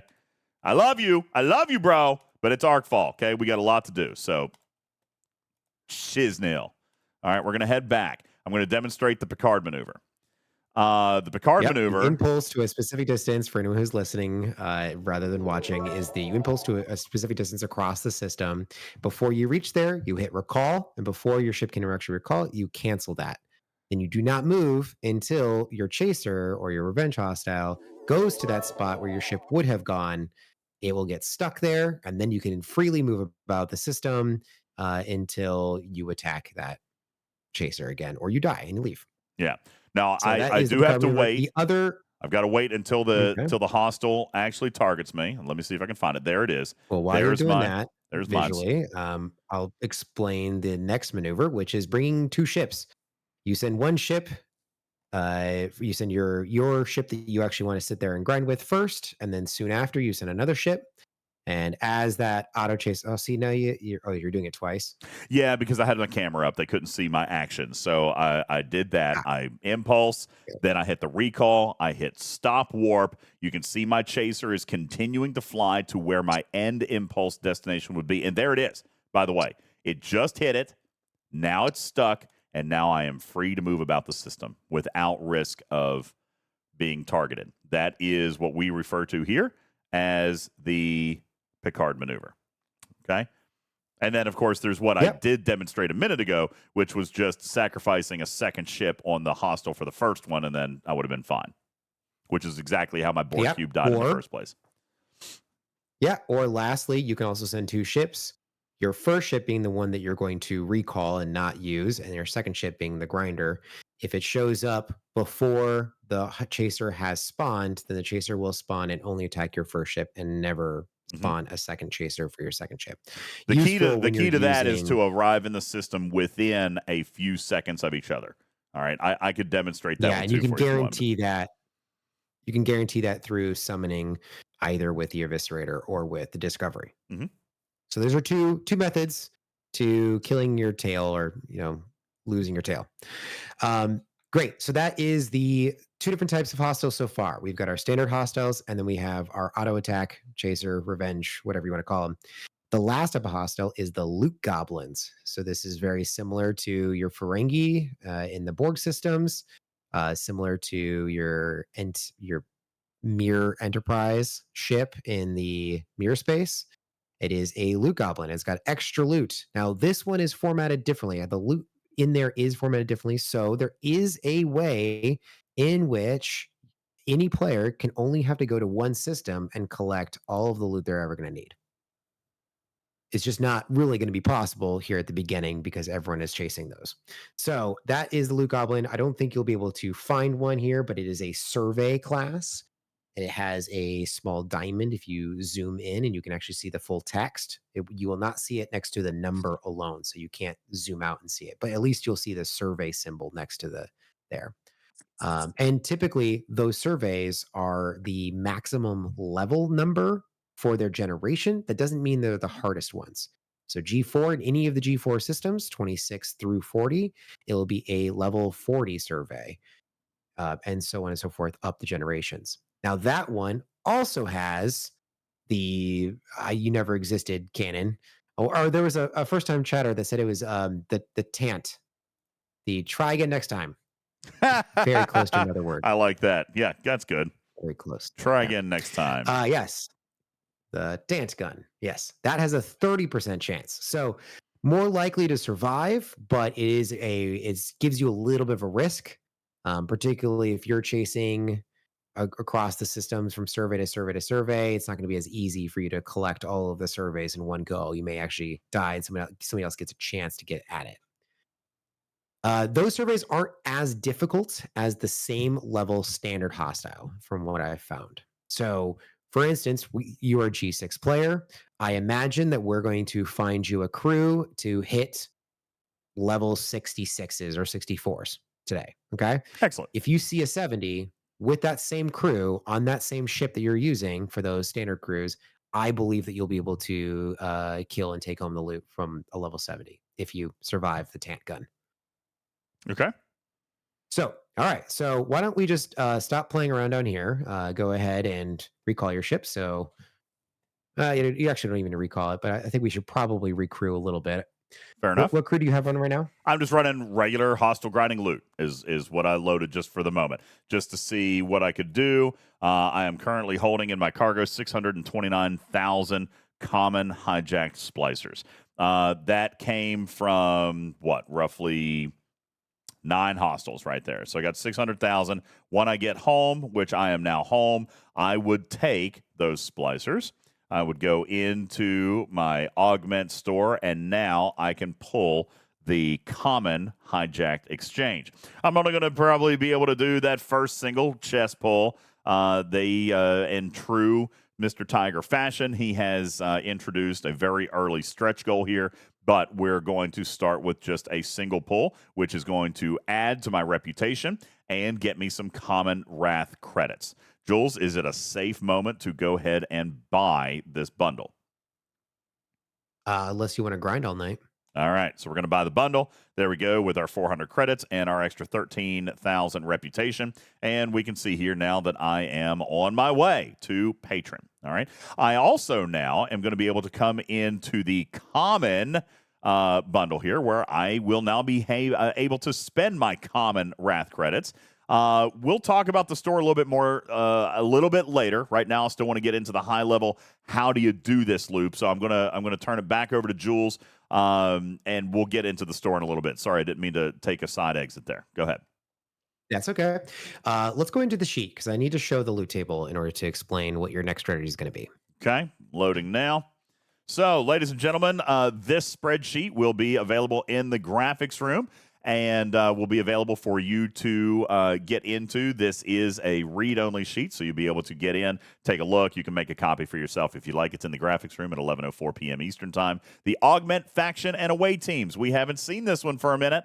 It is a sheet that hasn't been touched for a while, and it is back. No, Jules? it never existed. Oh, this is a brand new consolidation. All right, there you go. This is brand new. Brand new. Brand new.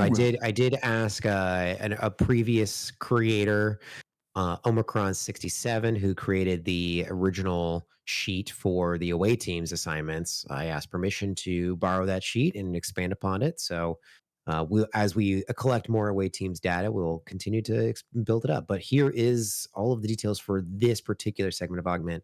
Previous Augment space and faction stuff is not in here at all because I don't know. It's all blind to me. Okay, so explaining the loot table here. Now, as you saw from the graph that you kind of showed earlier, or if you can scroll down just a little bit, you'll see that same graph and how there is peaks. So the common loot peaks at 40.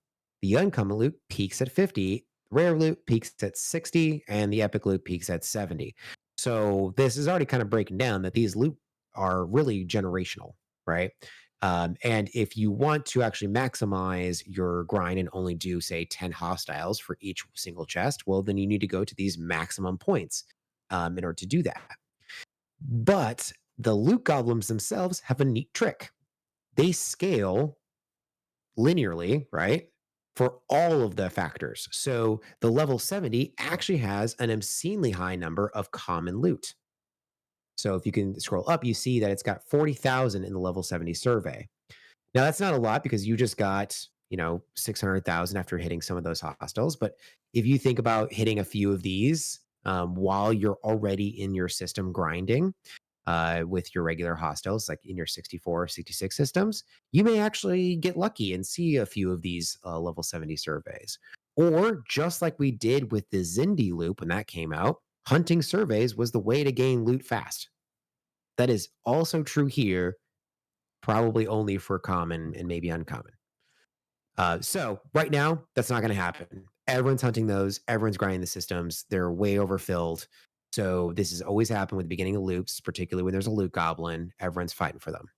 But eventually, when a lot of players start to calm down, start to get into the flow of the game, start worrying about other loops, and they start abandoning this loop a little bit, then those systems will start to free up, and you'll see more of those surveys flying around those systems. So Loot Goblin is definitely a strategy you can look forward to. So far, I've only been grinding in the 60 systems, and I have been able to single chest pull all of my hijacked refinery. And when you say all of the hijacked Okay. refinery, you're So let's referring. get crewed up and let's get out there. So what crew are you using right now? Can you hear me?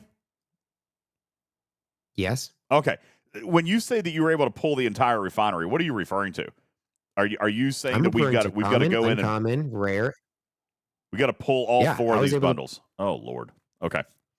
Okay. So crewing. I'm saying that I was able to by only hitting in one system because I was able to snag a couple of surveys.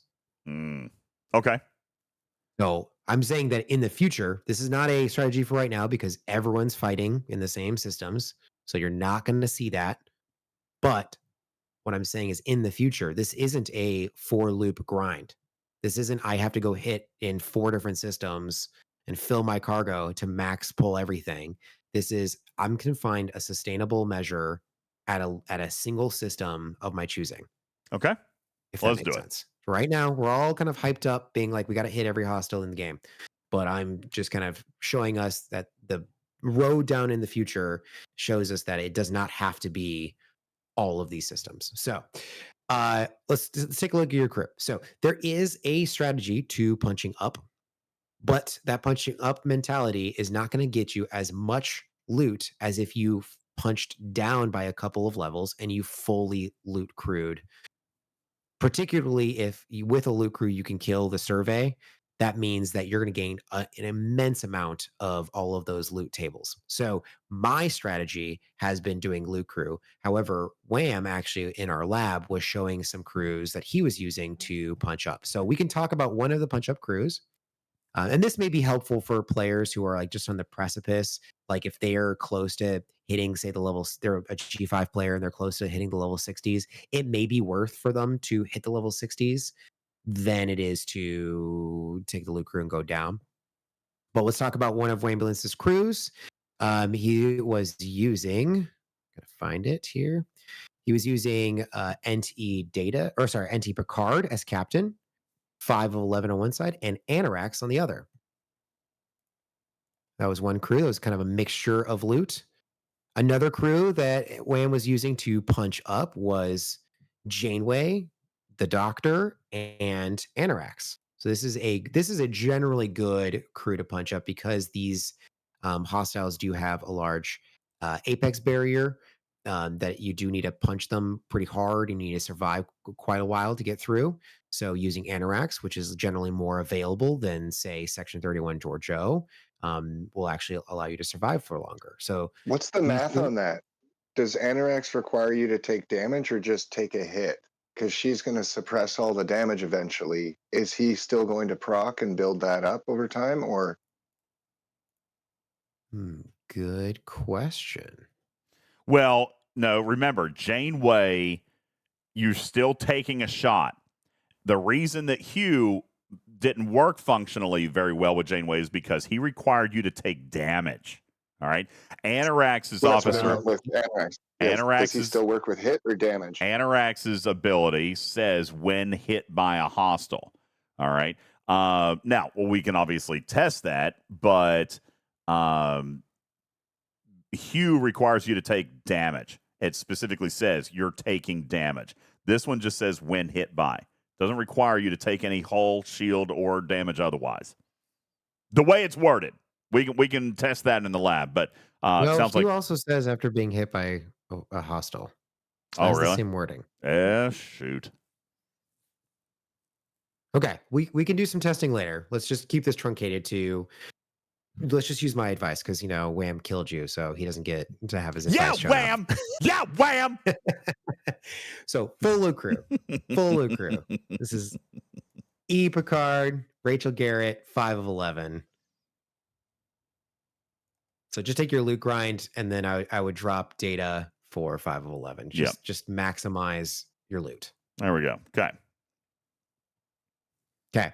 I would probably suggest to either go to a 64 or 66 systems, especially considering you don't have any forbidden or chaos tech that would help you punch up since you don't have a crew to help with. So let's go ahead and start in 64. Okay.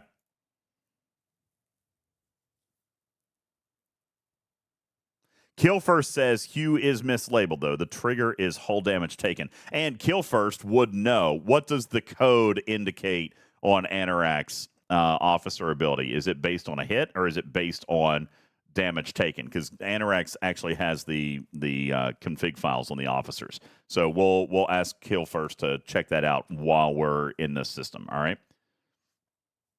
All right. So here we are. I do see a hostile inbound, so where's my,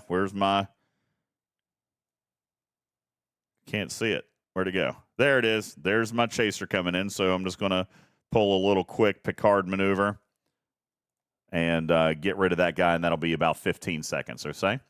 Benny Hill says, Jules, are you suggesting everyone start at 64, or is that just because of my abilities? Is there a reason you chose 64?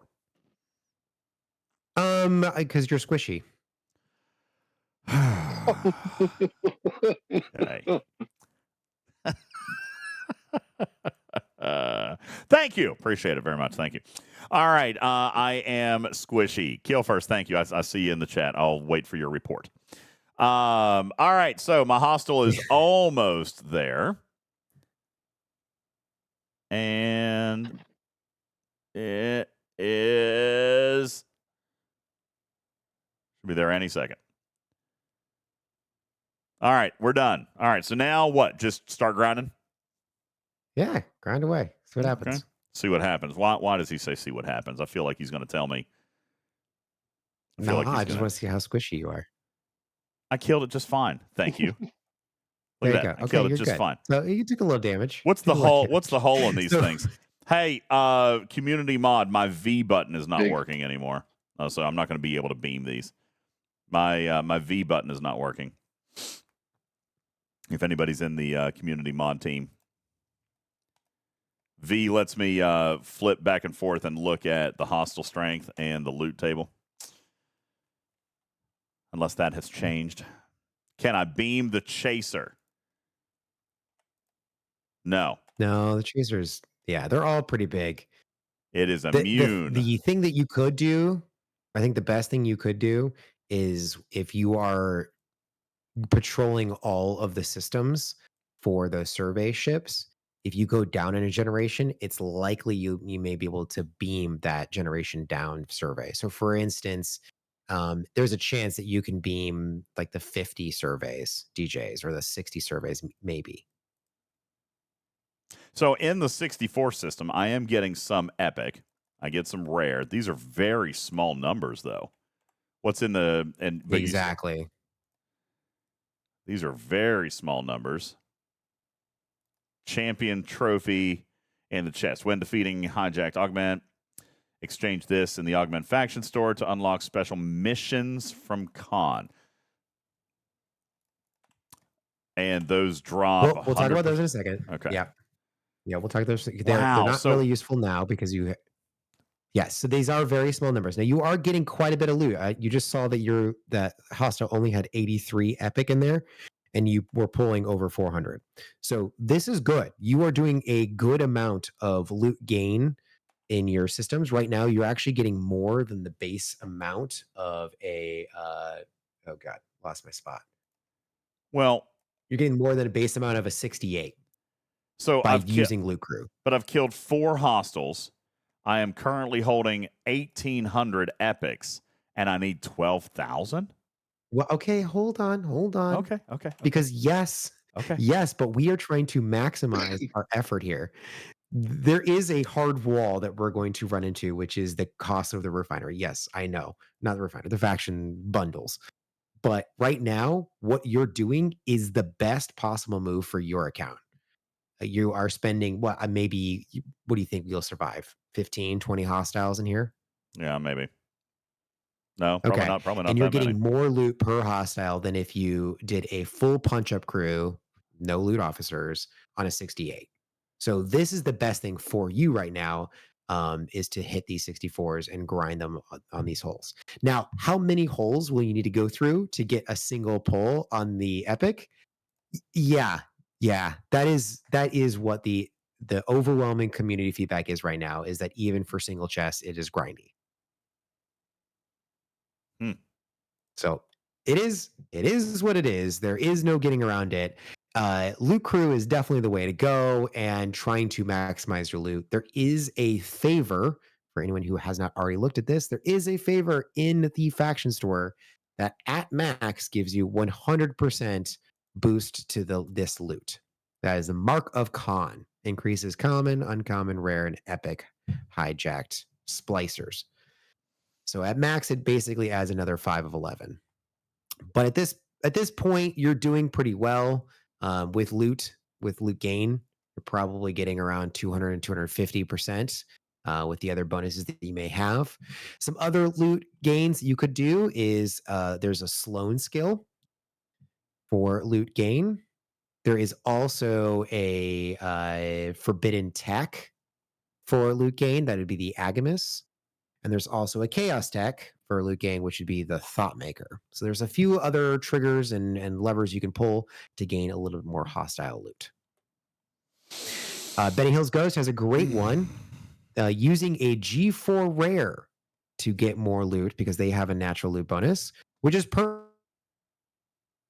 do more of like a 2-ship grind where you're going to do lower level and higher level hostiles as 2 different grinds. You can take the G4 rare and hit down.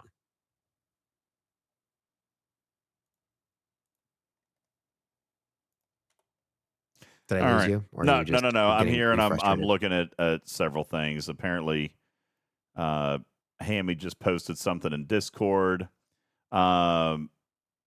Roll out tonight or tomorrow on the event button issue.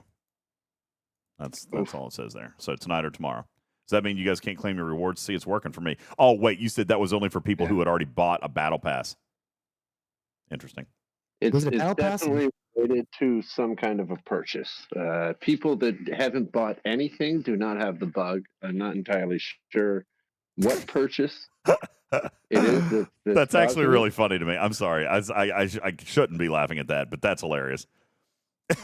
If you spend any money at all, the game breaks.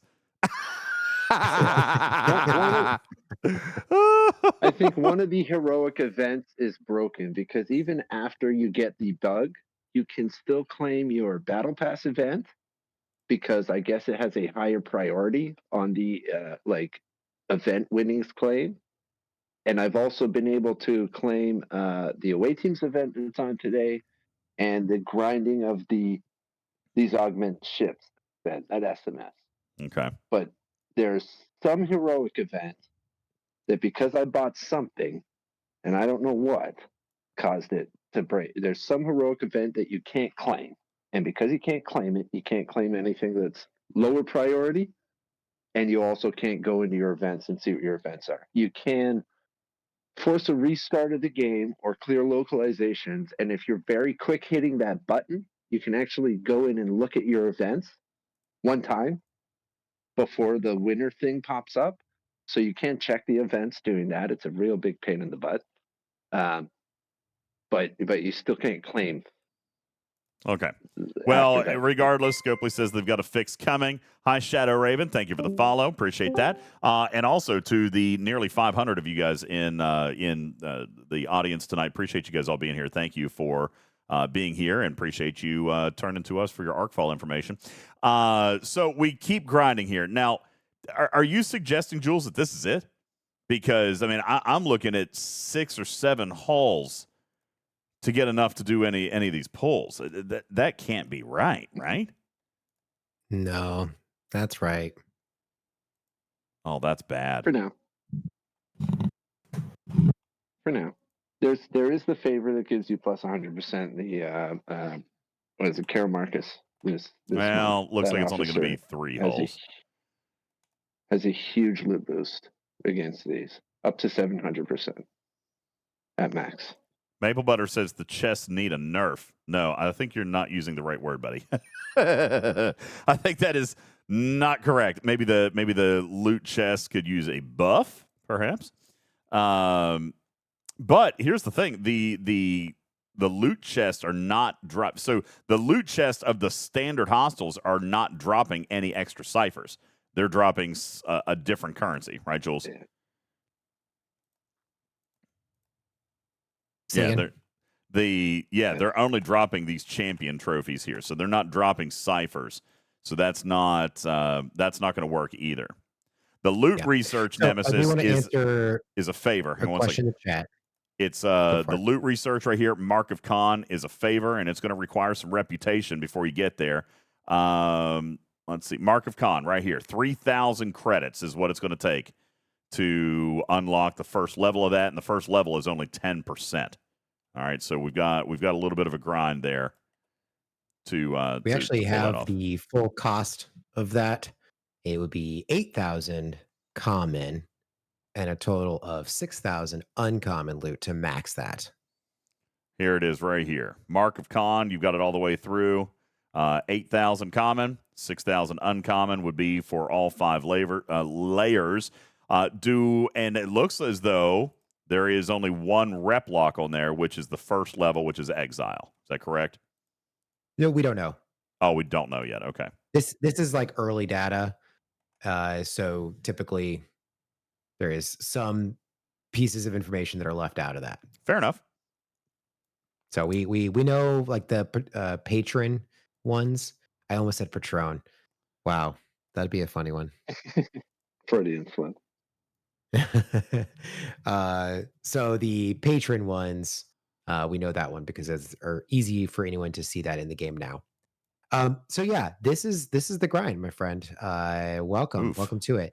And here's the thing: is It's a like rough you're one. struggling right now with the epic ones.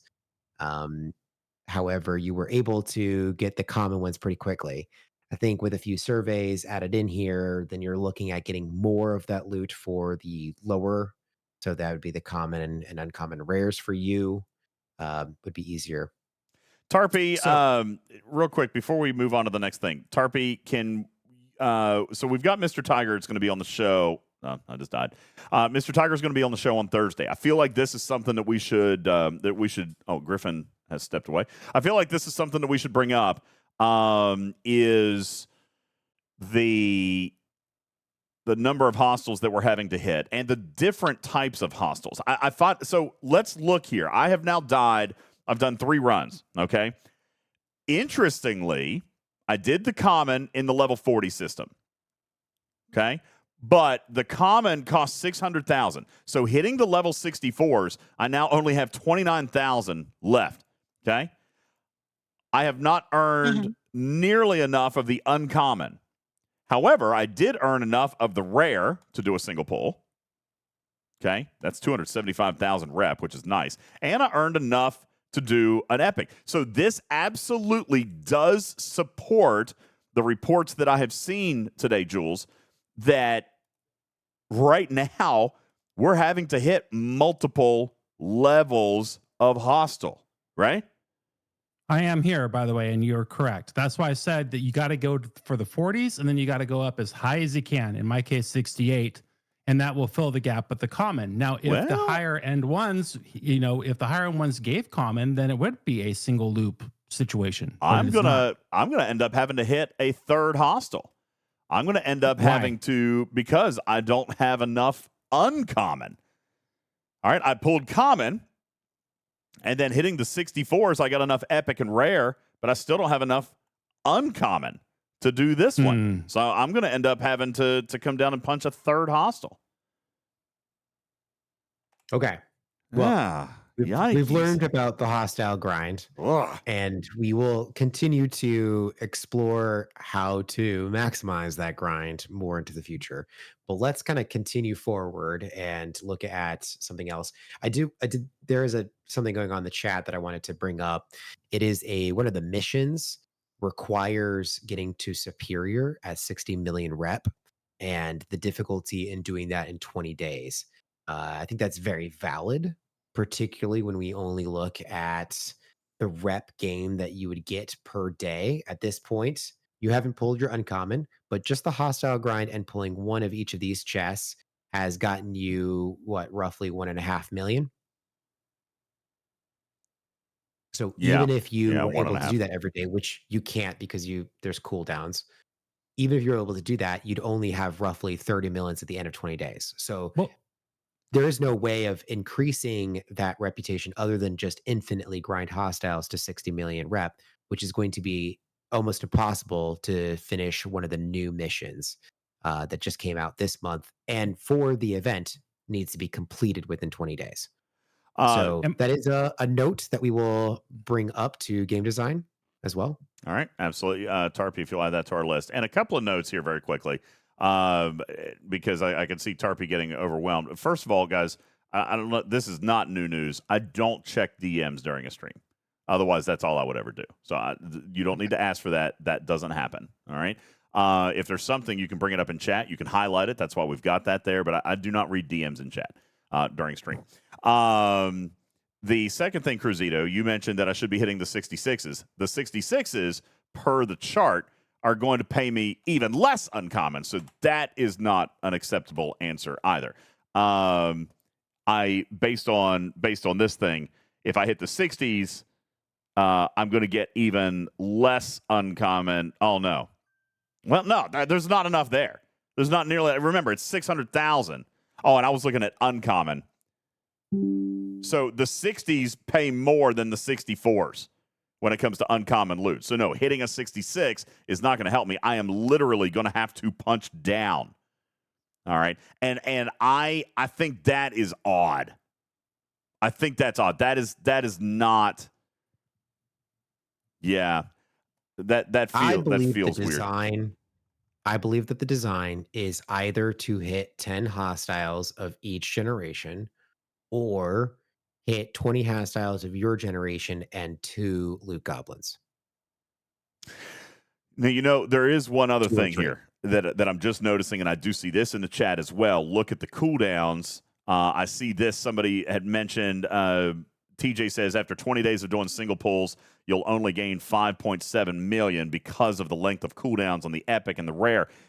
I wonder, Jules, if Tiger's design was, obviously this is going to be front loaded because he always does that, as you mentioned, but we hit different hostiles depending on the day. Yeah, could absolutely. That, like could you that just be did your epic loot grind today, and you're going to do your uncommon loot grind tomorrow or something? Yeah. See, I mean, obviously today we're gonna want to get in on that, but I'm gonna be 5 more days before I need any more epic, 3 more days before I need rare. So tomorrow I could work on the 40s and the 50s to do my common and uncommon. Common is every day. What is uncommon? Is it 2 days then? And then rare is 3 days, and then epic is 5 days. I guarantee you guys, 1,000%. He did that so that we would have to hit different hostiles. That knowing Tiger like I do, okay, just knowing Tiger personally like I do, that's exactly what he probably intended here. I do admit that feels a little weird, okay? It feels a little bit weird, but we have, as a community, Jules, we've talked about the punch up and punch down advantages. This is not a new concept for Scopely. We've been talking about punching up and punching down, specifically with the Revenant, Griffin, with Borg polygons and Borg solos and things like that. So, Jules, obviously, we're going to be able to speak to Mr. Tiger in just 48 hours, but this feels to me like a thing where level means less than variety does. Go to this hostile for you needing this one. Today is going to be one of the only days, Jules, where you've got to grind all 4. Am I reading this right? Yeah, I mean, yeah, particularly it's going to feel grindy up front because we're still figuring out the loot too. Well, you got to load the shotgun up. My question is, where's the loot efficiency? It's here somewhere. Where is it? There's a favor. How do we get it? There's a favor. We just talked about that. It's called Mark of Khan. There is now it's not huge. It's only 100% at max, and it's going to cost us several thousand credits. It's not real huge, but I think that might be where we are looking at potentially using as Jules mentioned, depending on what day it is for you, right? Depending on what day it is for you, on which one of these you're having to hit, you're absolutely going to use a loot crew for your common and uncommon days, and then maybe a little bit more aggressively for rare and the epics. But again, with these staggered cooldowns, you're not having to do all of these every single day. So This is an interesting thing that I would like to investigate with Mr. Tiger Tarpey. Let me ask you, because you're another super scientific, analytical mind like Jules. When you're looking at this, what does it feel like to you? I mean, obviously here day one, and I haven't even looked at events. I feel like there's probably events that are calling for us hitting higher hostels as well. But on an ongoing, on a loop style basis, I kind of feel like this might have been staggered with the intention of you don't have to hit everything every day, right? I mean, I have honestly not gotten to play any more than you have today. So the thing that I'm seeing from chat right now is it's really interesting that someone in Mead G4 needs to do the same common loot pull that I do at 67. Mm-hmm. And that, even though the 40s are the highest loot for that one, it seems kind of crazy that they need to grind just as much as I do for the same pulls at the same time. For that particular pull. And by the way, retrieving, I'm not discounting. Listen, all of these loops are designed in a silo. Okay, so yeah, there are going to be days where you're going to have to hit 2, for example. I doubt we're going to see any days where you got to do all 4, unless you have fallen behind. Day 1, I don't know. I mean, obviously, mathematically, it will eventually happen. But you're also going to build up excess. You're going to build up surplus over time, which we all do. That always happens. I direct you back to Revenant loot. Some of you guys are holding billions of that stuff, all right? You will build up a surplus. This is day 1. I'm going to be very, very cautious when we talk about that because, you know, day 1 is always the most painful, especially for a Tiger arc. Okay, listen, Tiger literally is infamous. He's quoted on this show for saying there's always a ramp-up period. It's always going to hurt a little worse on day 1 because you've got to get into the swing of things. Riskbreaker says there is a simple fix, put the previous loot grade in the chest pull. Now, again, I don't 1,000% disagree. Honestly, I really don't, okay? I want to talk to Tiger about this mindset. What was the intention here? Because thinking outside the box, Jules, I feel like the fact that these hostels have level numbers on them are simply a requirement of the game and should have no bearing on how we approach this loop. I know that sounds crazy. But if all of these systems could have no hostile level numbers on them, you were just hitting uncommon hostels, rare hostels. The generation. Yeah. I feel like that would have served this intention better, but I bet Scopely can't do it. You know what I'm saying? Yeah, that makes sense. And so, Tarpey, that is specifically what I want to ask him about. I feel like that's probably what he's designed here. It does feel just a touch wonky, but again, it's also day 1. So I'm just trying to make sure I understand your question. This feels like my feedback last month when they named the different wave SMSs as different Greek letters, and how G6 players were getting all up in arms that they had to do the G4 coded waves or G5 coded waves. Is this kind of what you're saying? Yeah.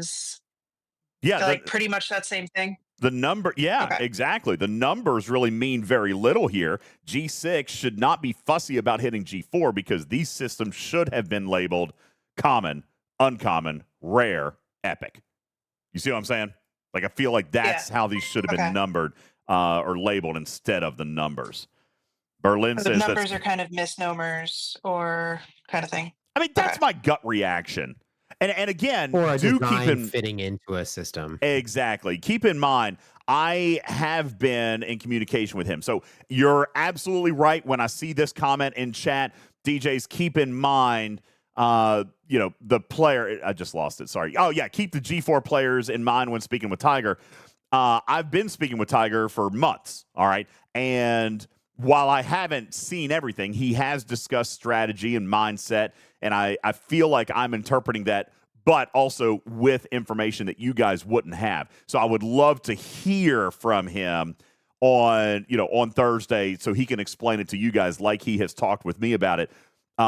Jules, specifically, if you're saying this is kind of how it needs to fit into the Star Trek Fleet Command engineering type system, but this does feel a little bit differently. Now, I will say the reason that you can't do it with you can't do it the same way as the silence, guys, because you guys didn't like that. Remember, with the silence, you could only get one type of loot. So that was something that you guys didn't like. I would have preferred him not repeat that, to be perfectly blunt. You know what I'm saying? And you guys said the same thing, because then there were your refinery only gave you one option. Does that make sense? When you hit a certain ops, your refinery flipped. That is how the silent hostiles were designed. But your refinery only gave you one option to spend it. And then if you built up a big bank, then it was locked. It was gone. This is going to give you all four abilities to use that. So in a manner of speaking, it is definitely grindier for sure, but it eliminates that gated problem of lost effort like you had with the silence. So yeah. Ember Latera has a great point. By that logic, G4 should be able to hit the epics. And while you still see the epic actual bundle there, you can't get epics from ships that you can even reach, except for in very small quantities from the loot goblin. So that would be a much bigger grind for, say, G4 players to try to even pull those epic ones. So I do understand some of the issues there with trying to fit them into boxes, but then still having to put them on a tiered level system. My ship's stuck. I'm always curious for that is how much are G4 players intended to get those things? So it's like, I understand there's some FOMO of I can't get that much loot for that, but this might be how Mr. Tiger has meant to write it, where G4 players are supposed to have a incredibly heavy grind to be able to do that pull. You're just not supposed to do that in G4. Not only that, often. But it would stand to reason that the increased rarity would correlate with generation. So that would be another thing, Tarpy, that I would like to add on the list. Are G4s intended on doing the epic pull, for example? Oh, yeah. So people are now, responding to me saying, well, there are officer pulls behind that. And I'm like, well, maybe this is not the loop where they're supposed to have access to those officers just yet in G4. I'm going to wager the answer is no, because I believe the point was for epics to equate with G6, rares to equate with G5, and uncommons to relate with G4. Was that not the case, DJ? I believe that's what the case is. I mean, I do feel like there's some indication that the design can follow that pattern. On the other hand, we have players talking about the officer sourcing. Scopely promised this would be revolutionary officer sourcing, so I understand players wanting to have access to everything. But I remind you also that there are other examples in the game where specific officers are locked to certain levels. Look at the Borg solo armadas, for example. Epic Borg Hue required you to be what, Jules? Ops 50, I think, or Ops 45 before you could start earning that pull. Of course, that's older content, so the goalposts have moved a little bit. But, yeah, there are plenty of instances in this game where ops level will still determine your eligibility for pulling a certain style of reward. Also, it can be game-changing for officer acquisition. It doesn't have to be game-changing for all of those officers immediately. Mm-hmm. For everyone. Yeah. Like, I see where people are going, where some of the better officers are locked behind epic pulls, but it also seems that was intentional based on where you get epic loot. Mm-hmm. Well, we've got a little bit editorial here, and I wanted to kind of just get through our introductory to this loop. So if we can move on to the actual faction bundles themselves and actually show where all this loot's going to go. Okay, let's take a look. And Griffin, just as a point, for the quote unquote quick and dirty, we are still planning on making something out of this. So if we can cut out some of that stuff, And when we get to this point, we'll try to. But yeah, I agree, Benny Hill. These are great questions for the Thursday interview, which is why I asked Tarpey to do it. I didn't mean to get onto an editorial tangent there, Jules, but understanding and interpreting this stuff, and therefore having the questions that we're going to ask Mr. Tiger on Thursday, I think is a fantastic idea. So thank you guys for the questions. Thank you, Tarpey, for collating them. And of course, thank you, Jules, for engineering this whole thing. This is why we've got 500 people in our audience right now. You guys are all amazing. What an amazing team you guys have here on Arcfall Day. Thank you guys all. I don't do anything. I show up. I read the teleprompter, okay? You've got so many amazing people, both on camera, like on the scene, and behind the scene. You guys are amazing. Jules, I have seen this question in chat a gazillion times. If you want to answer it quickly, what are the champion tokens used for, or are you going to get to that in your I'm loop getting design? there. Okay, guys. I'm getting there. Chat, hang tight. Okay. All right. So once you have completed your loop grind and you have pulled your hijacked exchange, this is the entry point into the augment faction store itself, getting those base credits. The very next bundle is the entry point into ATAs, and that is planetary charts. So click in the planetary charts so you can see what's in here. In this bundle, you'll see planetary charts themselves. This is the currency that is required to start an away team's assignments. Now, everyone on day one will be gifted a bundle with several hundred of these planetary charts. So you'll be able to start one on day one, but this is your continued source pushing forward. And again, it follows the same method of having a relatively obtainable first chest cost and having a stretch goal 2 chest cost. So do not expect to pull this more than 1 chest a day. In addition, you get a 10% chance at a refresh token. Yay, refresh token sourcing. You get assignment speedups, and if you are a G6 player, you get Sigma assignment speedups. We will talk about ATAs and the differences in the speedups later, but I just wanted to point out this bundle is the most important bundle for you so that you can maximize your secondary loop of this month, which is the away team's assignments.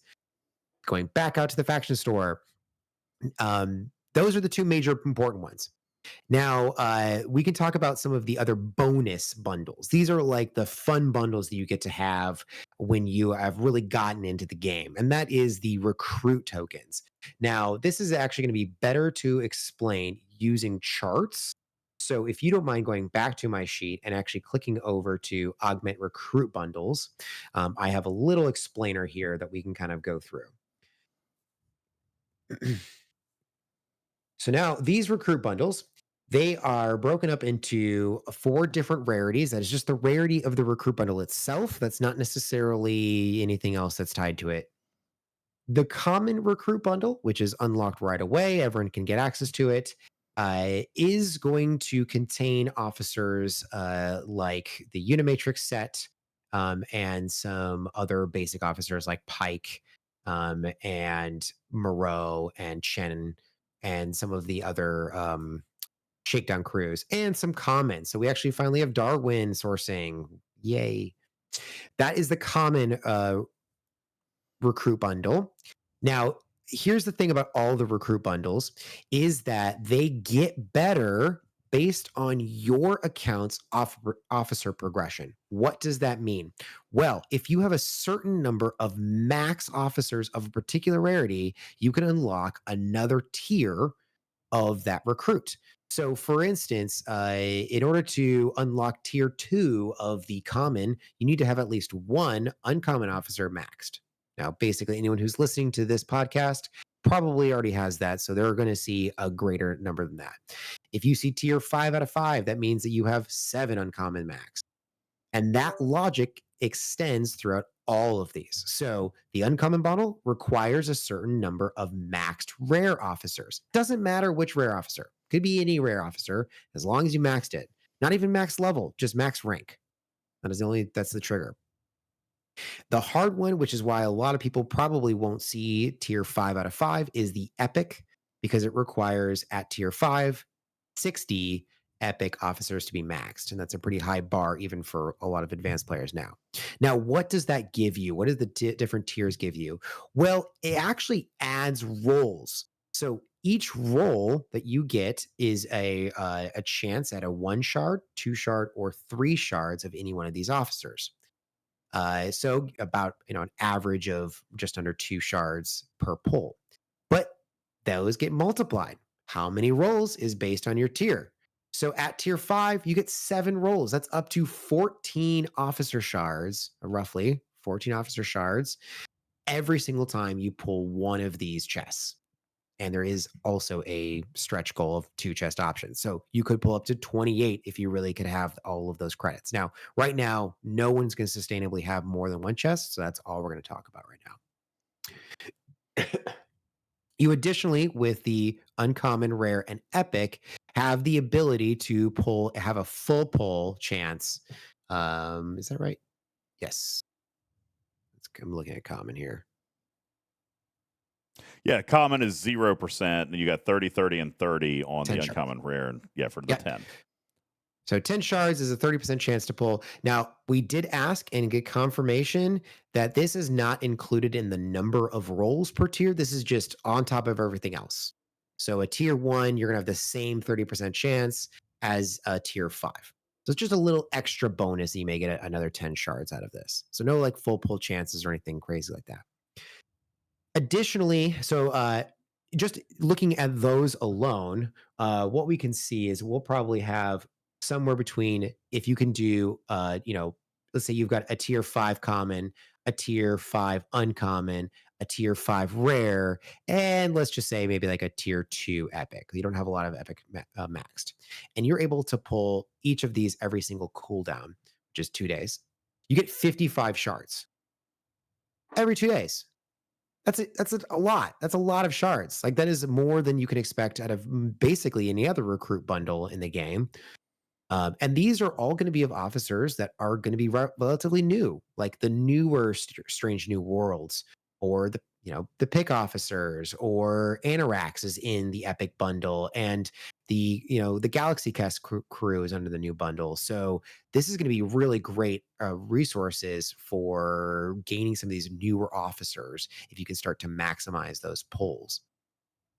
On top of all of that, they're also going to give you Wrath Choice tokens. And every single claim, every single chest, you can either get 50 out of the common, 100 out of the uncommon, 150 out of the rare, or 200 out of each epic chest that you pull. Those are going to start adding up. What are you going to be able to use them on? Well, you get to use them on any number of 4 officers, 4 rares, or 4 epics. They have no cooldown. And we even checked to make sure with the game developers that there wasn't a hidden cooldown like there is with DeMarco in the Ceres Invasion store. You know how there's like a 10 claim, after you claim 10, it goes away? Right. That doesn't exist. This is no cooldown forever. There's even sliders. It's great.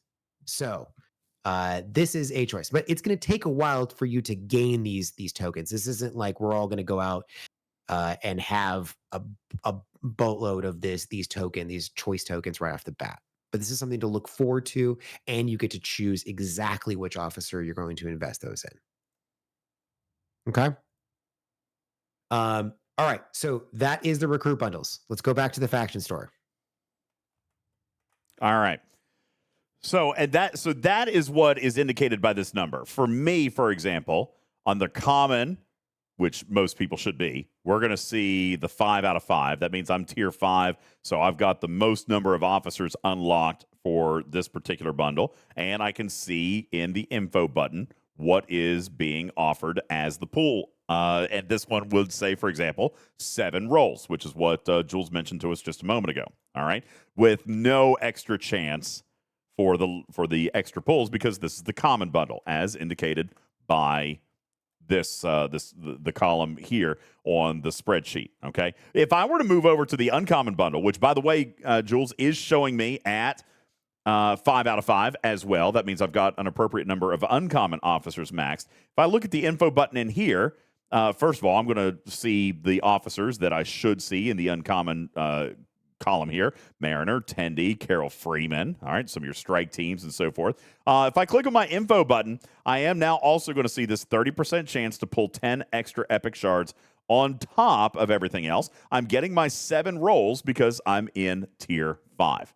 All right, which is absolutely incredible. Now, if I pop back, I don't have the reputation yet to unlock the rare ones, okay? Because that's going to unlock at the next reputation bundle at Patron. But I can see, for example, I am already at 5 out of 5 there. So with my rare officers, I'm going straight to 7 pulls plus my 30% chance. And as far as the epics, well, I've got some work to do here, Jules, because I'm only on tier 3 out of 5 of the epic. My officer selection is going to be there, but now I'm only going to get 5 rolls, as is indicated by the info button. Each chest is going to get 5 rolls. I do want to call out here just for a moment in a small piece of editorial.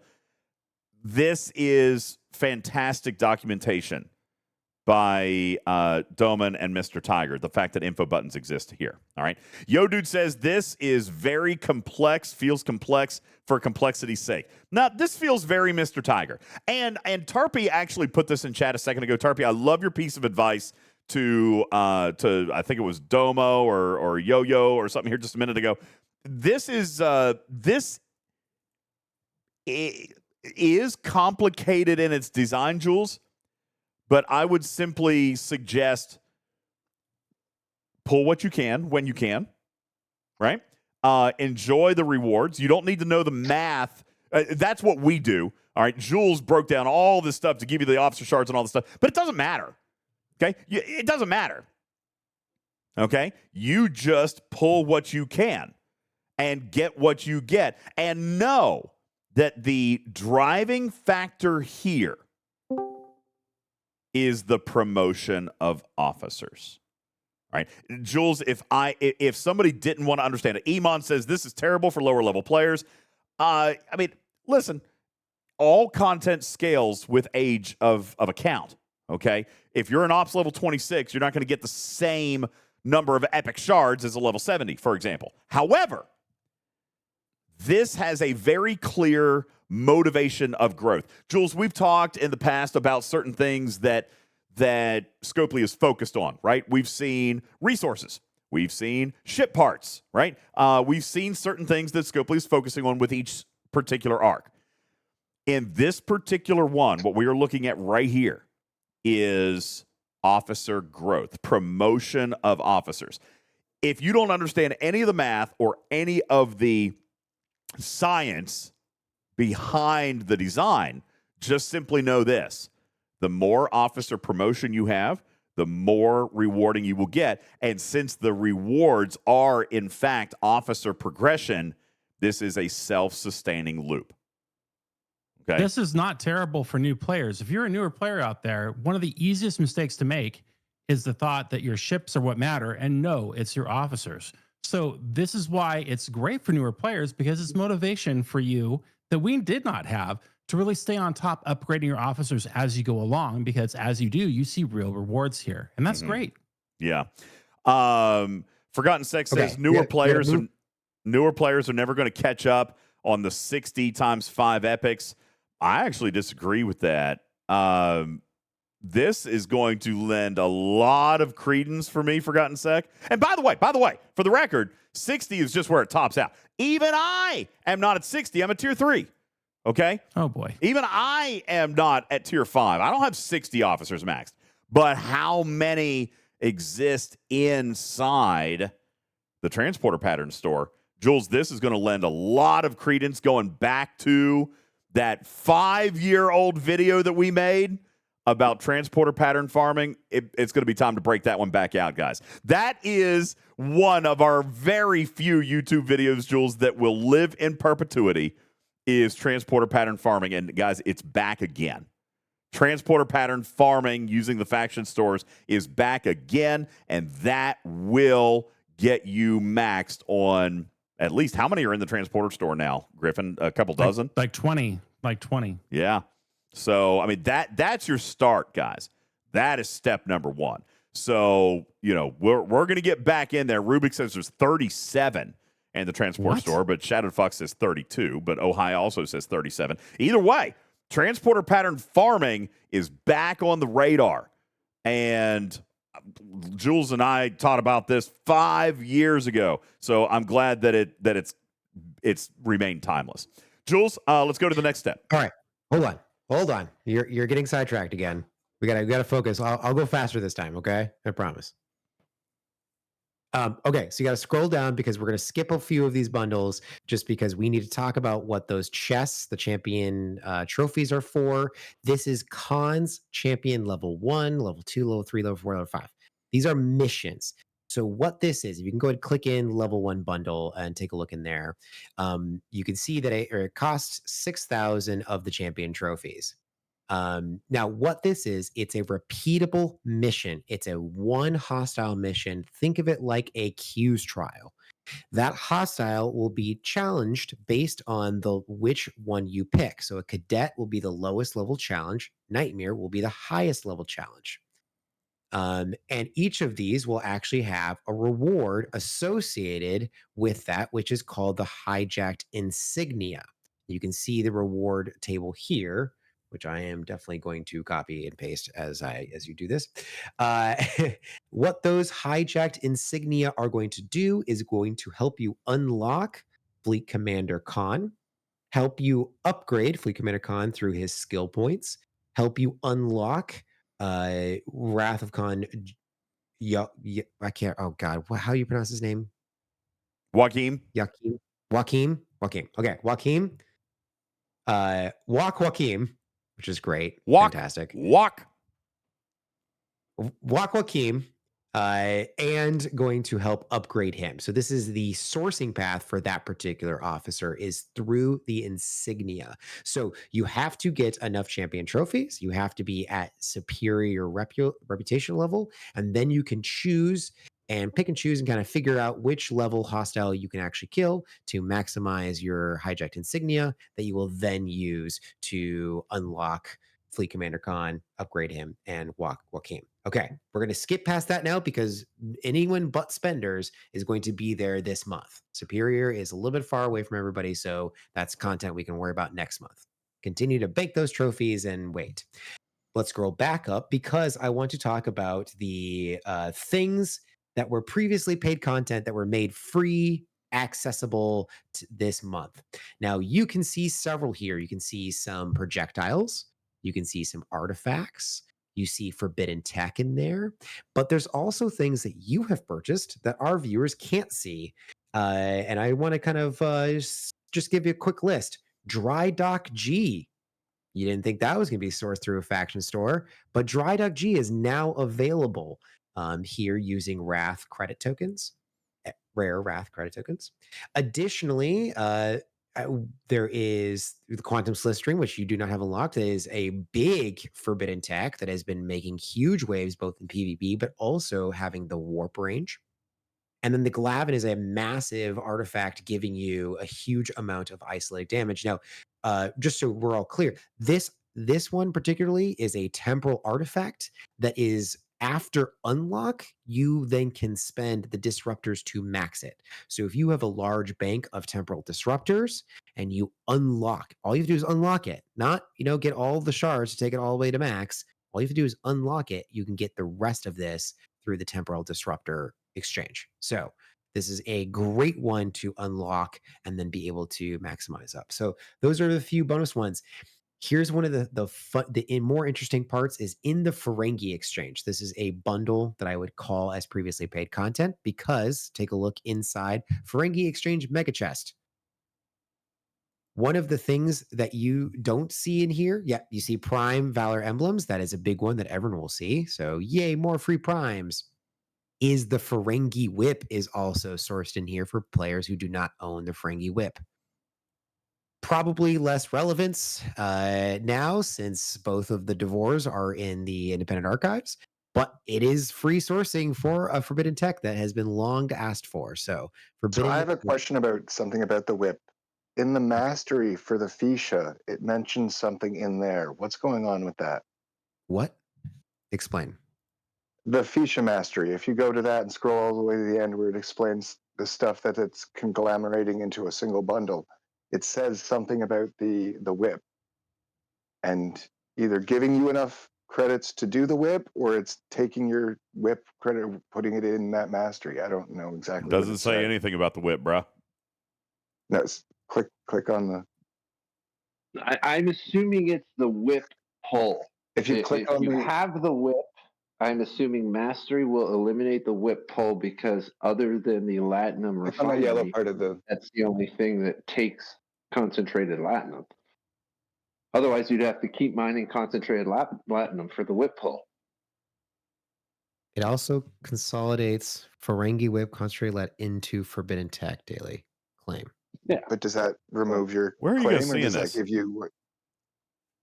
If you actually click on Mastery, the yellow text that's highlighted in the very last column, click Devore Feature Mastery. You have to actually Okay, here we go. physically click it.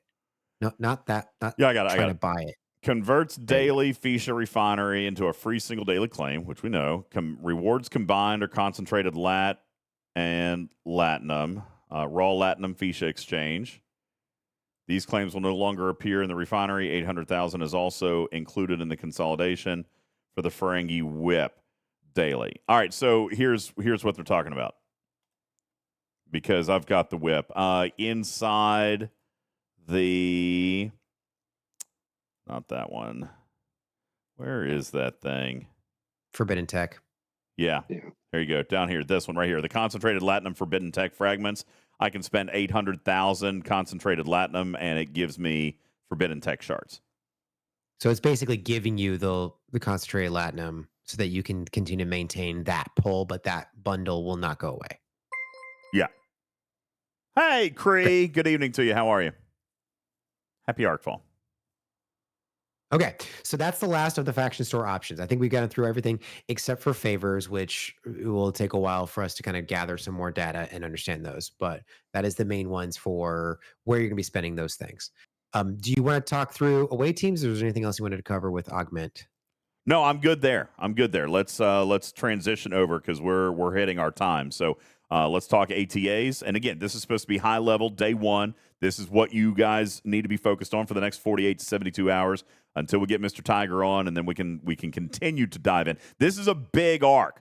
Wrath of Khan is big, and obviously, given the number of problems we had today, you guys can see the underlying impact of this arc. There's a lot of stuff that touches a lot of other stuff. So we will have a lot to talk about and a lot to teach on. But right now, we're just trying to give you a day one, high-level overview. What do you need to focus on early? Don't try to understand all the math. Don't try to keep track of your officer shards. Just do what you can as you can. But here are the steps on how to start being successful. Let's take a look at priority one, ATAs. Jules? So very first thing, this is the very first task for all players. Go to the research tree, away team's research tree. In this research tree, you will see the very first top node that is free. Is the priority one, assignments unlock. This unlocks a slot and also unlocks the ability big to one right receive. there. That's impressively large. Thank you, Vetica. Okay.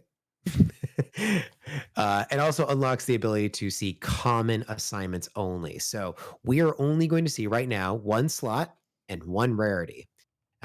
Throughout this tree, you'll be able to unlock more slots. You can see here that you can get a second slot for using the hijacked insignia. Remember, that's the repeatable mission you'll get at the rep level superior. So most players won't be able to see a second slot for most this month, especially if you're free to play and not a heavy grinder. Paid players can actually unlock 2 more slots through a multi-tiered prime to unlock more slots. So you can have up to 4 priority 1 slots day 1 if you are a spender grinder. Anyway, now that you have that unlocked, go into your away teams and you can see that you will have at the top of the unstarted list, I'll just say it that way, the top of your unstarted list will always be this gold shiny bordered assignment. This slot forever and always will be a priority 1 assignment.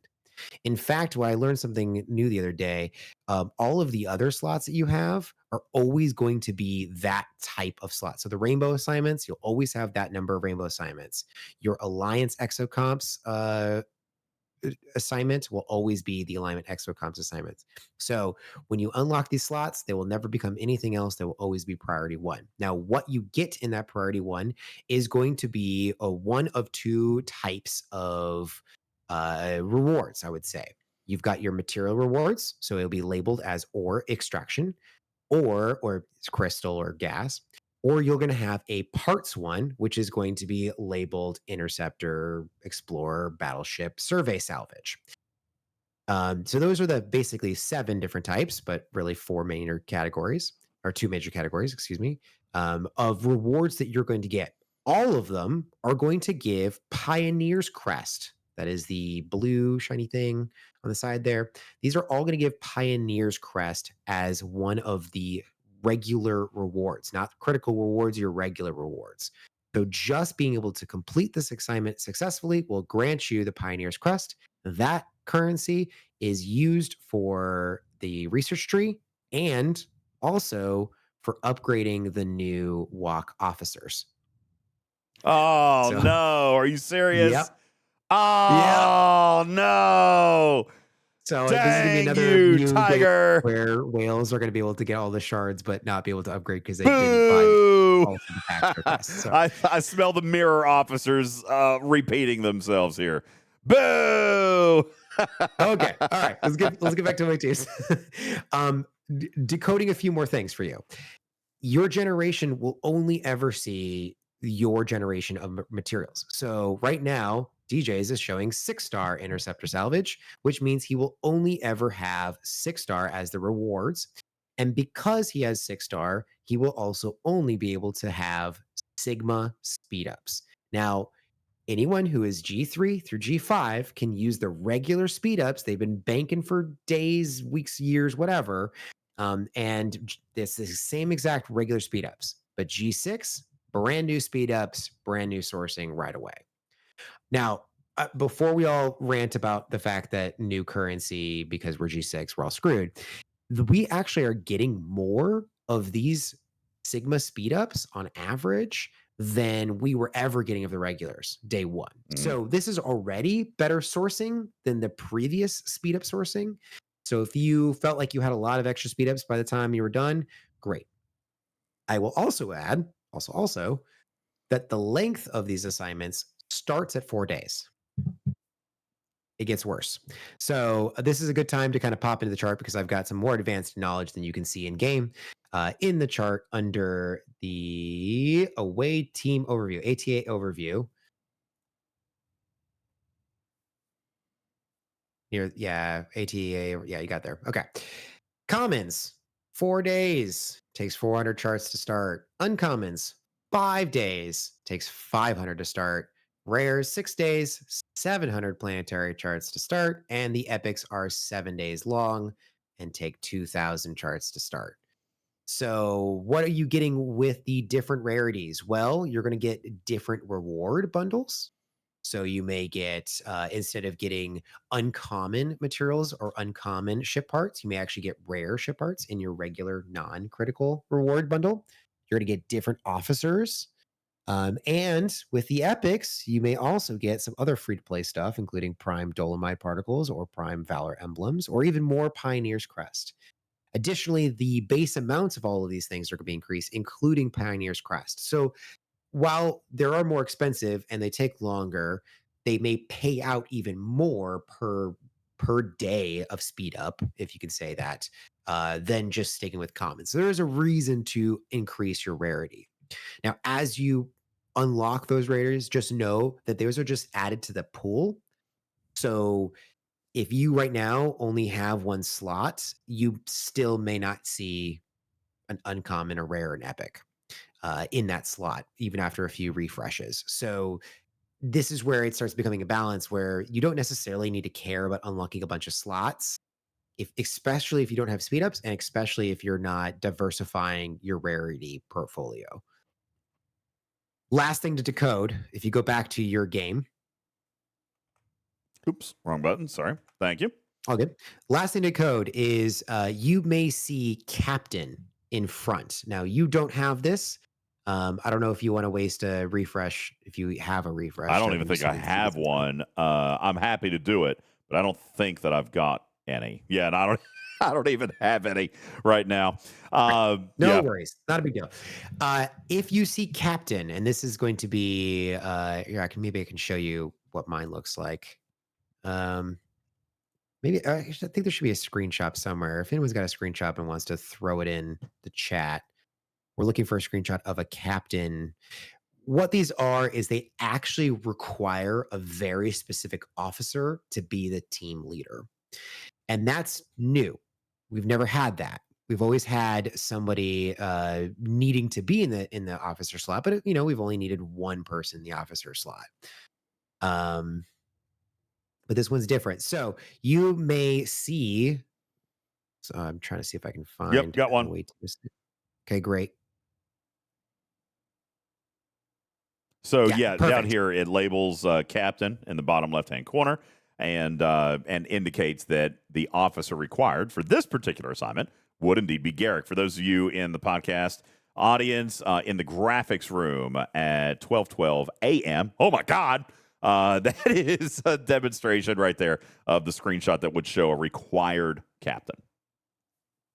Yes, and this is a great example where Garrick may not be maxed for everybody, or you may not have invested any of his trait XP into this. But what the captain does is this is a perfect example because you also have this assignment. Take a look at the amounts of Pioneer's Crest that are in this captain's one versus what's in yours. So you can see you got 1,200 crests in this one that requires a captain. In your game, what do you got? 1,000. 1,000. How many shards of officer shards in the crit chance? 1 on mine and 5 on the captain's assignment. There is an increase risk because you need to have this particular captain, but there is an increased reward that comes with that. So that is the deal with the captain moniker at the front. Now, some of these captains are going to be things that you may already have maxed, like 5 of 11 is a possible captain, but you may not want to sacrifice 5 of 11 on a 4 or 5 day assignment because you need to use it to grind all of these damn hostiles. Excuse my language.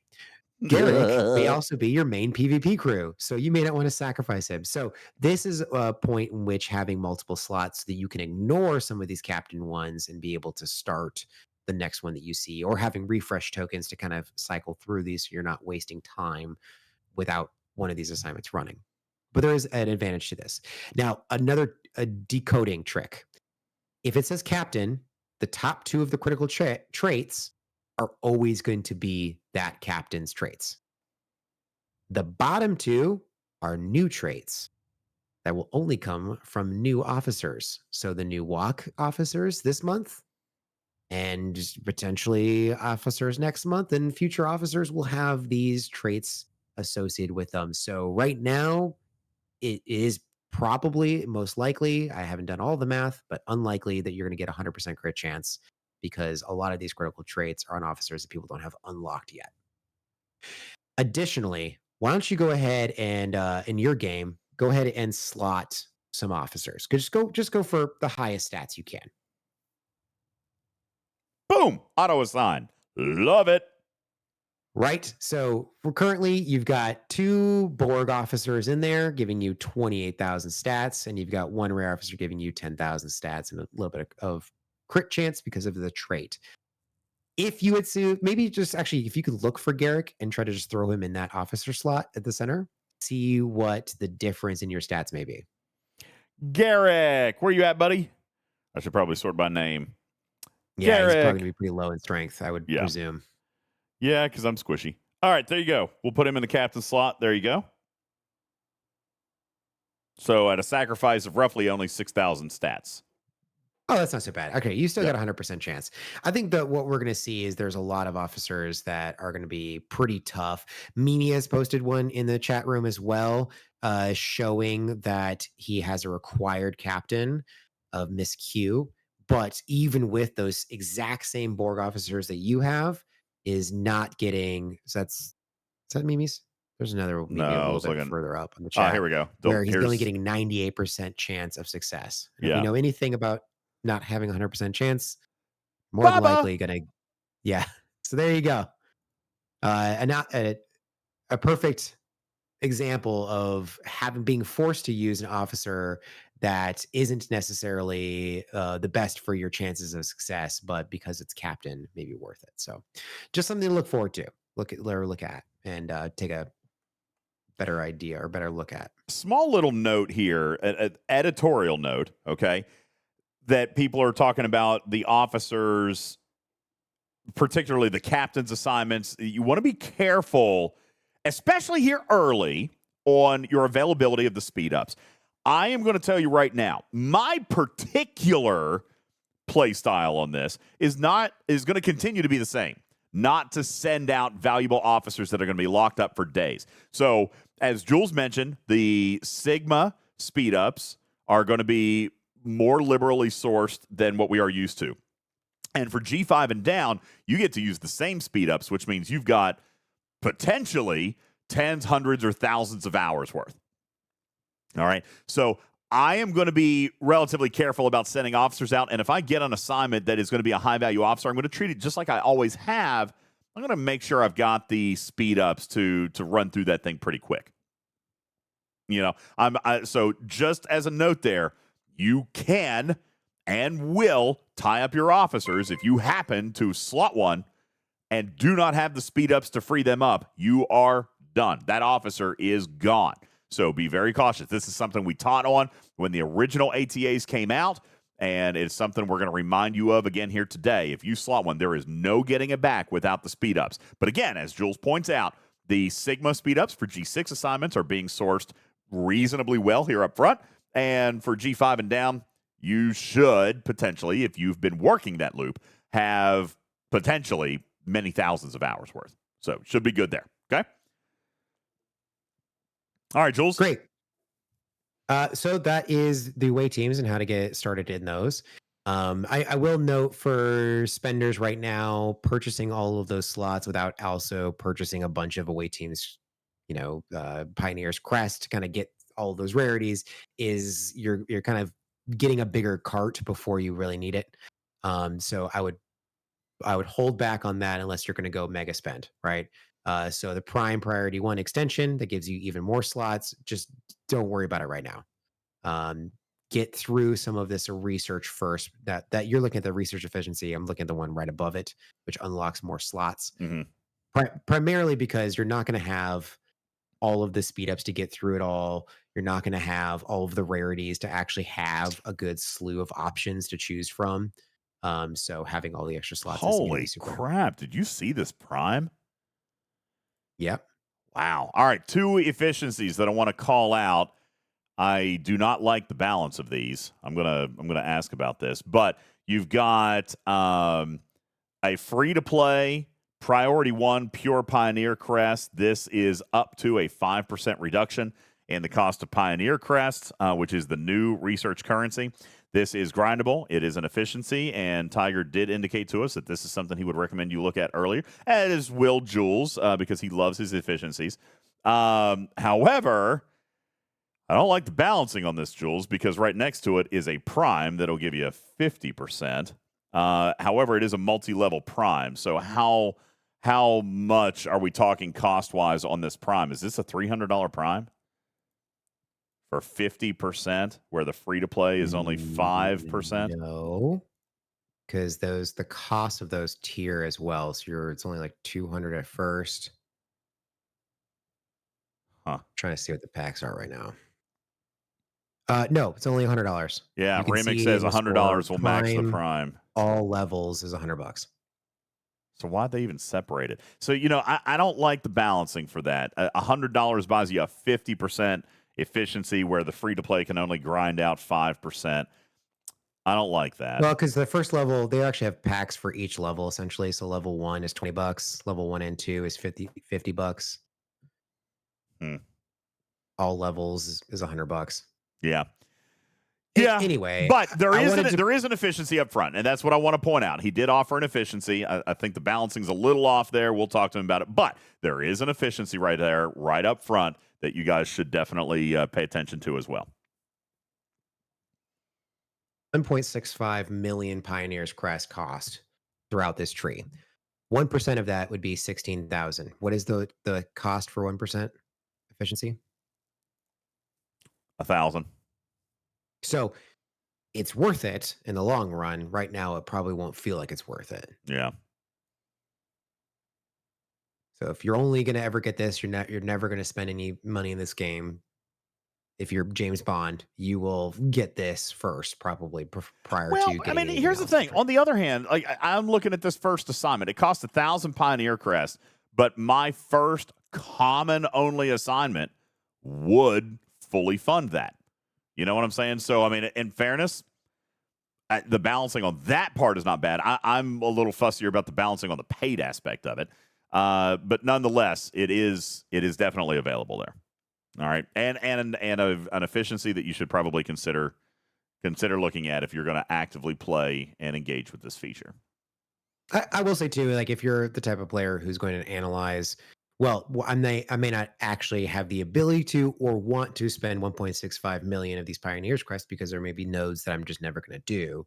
That is certainly within your prerogative to kind of like just go through the nodes first and be like, what is actually my total cost that I'm going to be doing? Mm-hmm. I did want to move forward and talk about the other place where we can spend Pioneer's Crest because there is going to be another spot, and that is in the original away team store in the gift section of your game. There's a bunch of new stuff, including one that you need to claim right now. That is the Priority Starter Gift. Boom! And for G6 players, the Priority Sigma gift. This is your intro launch day gift, okay? It's just in a different spot. So everyone go claim this now because it's going to give you enough planetary charts plus one pull to actually get something started. And if you're a G6 player, it's going to give you a bunch more Pioneer's Crest so you can start even higher ones and some of the Sigma speed ups to actually get through. So there's your 100 refresh tokens that you needed. Yeah, I see them now. Yeah. One more thing I want to point out too, scroll a little bit to the right and you will see a claim called Priority Standard Assignment Booster. So get out of this one. Oh, it's free. Yes. One chest. It's free. Crazy, right? And it's got Sigma in it. Like it. Yes. This is your most consistent source for speed ups. Without having to spend anything, without having to grind a hostile, you can still get speed ups. So remember, this is a daily claim. Go claim it every single day. I just got 2 hours of Sigma. Now, Jules, I have a question for you. As a G6, will I ever get new Priority 1 assignments that are not G6? Well, maybe a G7. Okay. So in other words, I'm not spending regular assignments, regular ATA speed ups on any Priority 1s. Correct. Okay. You are not, except for the conquests. So the conquests are new away teams assignments that is unlockable through a research node way down in the tree. That conquest assignment will give you more materials, including original shards to unlock the Fleet Commander Con, but also the skill points to upgrade him. Those are 10-day or 15-day assignments. Epic, which means they're going to cost even more of the planetary charts. They require you to have officers at a number of max ranked officers. So there's a lot of layers in here before you can unlock the conquest. But conquest assignments are available for everyone, Ops 40 plus, for standard assignment speedups. Oh, so well, that's great. It is a priority 1. I think this is the hard part. Take a look at what this research does. What does it actually do? Well, it unlocks a chance for epic Priority 1s to spawn as Well, yes, and Tiger talked to us about this. The conquests are not guaranteed. They're your jackpot, okay? Exactly. Yeah, they're a jackpot chance. They're going to spawn not every single time. This unlocks a chance, all right, up to 5% chance that one of your epic slots or one of your epic assignments will pop as a conquest. All right. So I see this I see this as like an analogy to if everyone's doing the Alliance exocomps, this would be for Ops 51 Plus, I believe. The Alliance exocomp one for building speed, the construction speed one, that one like never pops up. And when it does, you're like, God, I gotta get it quick. Gotta grab it. And that's exactly what the conquest is going to be. It's going to be one of those where if you see a conquest, you're going to want to grab it for sure. Absolutely. Doesn't matter if it's 10 days, you're going to grab it and you're going to make sure you're going to get 100% success on that. For sure. Great. So let's go back into the away team store. I want to really quickly go through some of those bundle options and talk about the blueprints. All right. There we go. Boom. Okay, so the other bundles that are in here, ACC, yay, rare tech core sourcing. That's been a thing since we're progressing through G4, G5 so much faster. We need more rare tech core sourcing. It's there. We've got also FKR, which is clean on credits and rep. All of this is based on ops. Nothing is based on your rep. So they're all going to be the same based on ops. Now, you know let's what? go talk through. That's not a small amount of rep. No, it's not. But it is also for G6 players who theoretically would be getting billions a day anyways. So this is a nice added bonus. But I'm also very it's lazy. Crests. I'm super lazy. I'll take a billion rep. I'm just throwing that out there. Well, also look at the cost. Like this is the same currency that you're using for research. Bugger. See, look, I've been banking my old ATA credits, hoping that I might be able to spend them on something. Damn it! Joke's on you. Piss. All right. Anyway, that's funny. Daggone it. All right. So what else? So deny. Ignore those for now, because that's like a good end game thing to continue to click on. Let's take a look at the priority ones. Now, you can see here, you've got all 3 G6 rares available to you. Do you have the reputation to build all 3 G6 rares?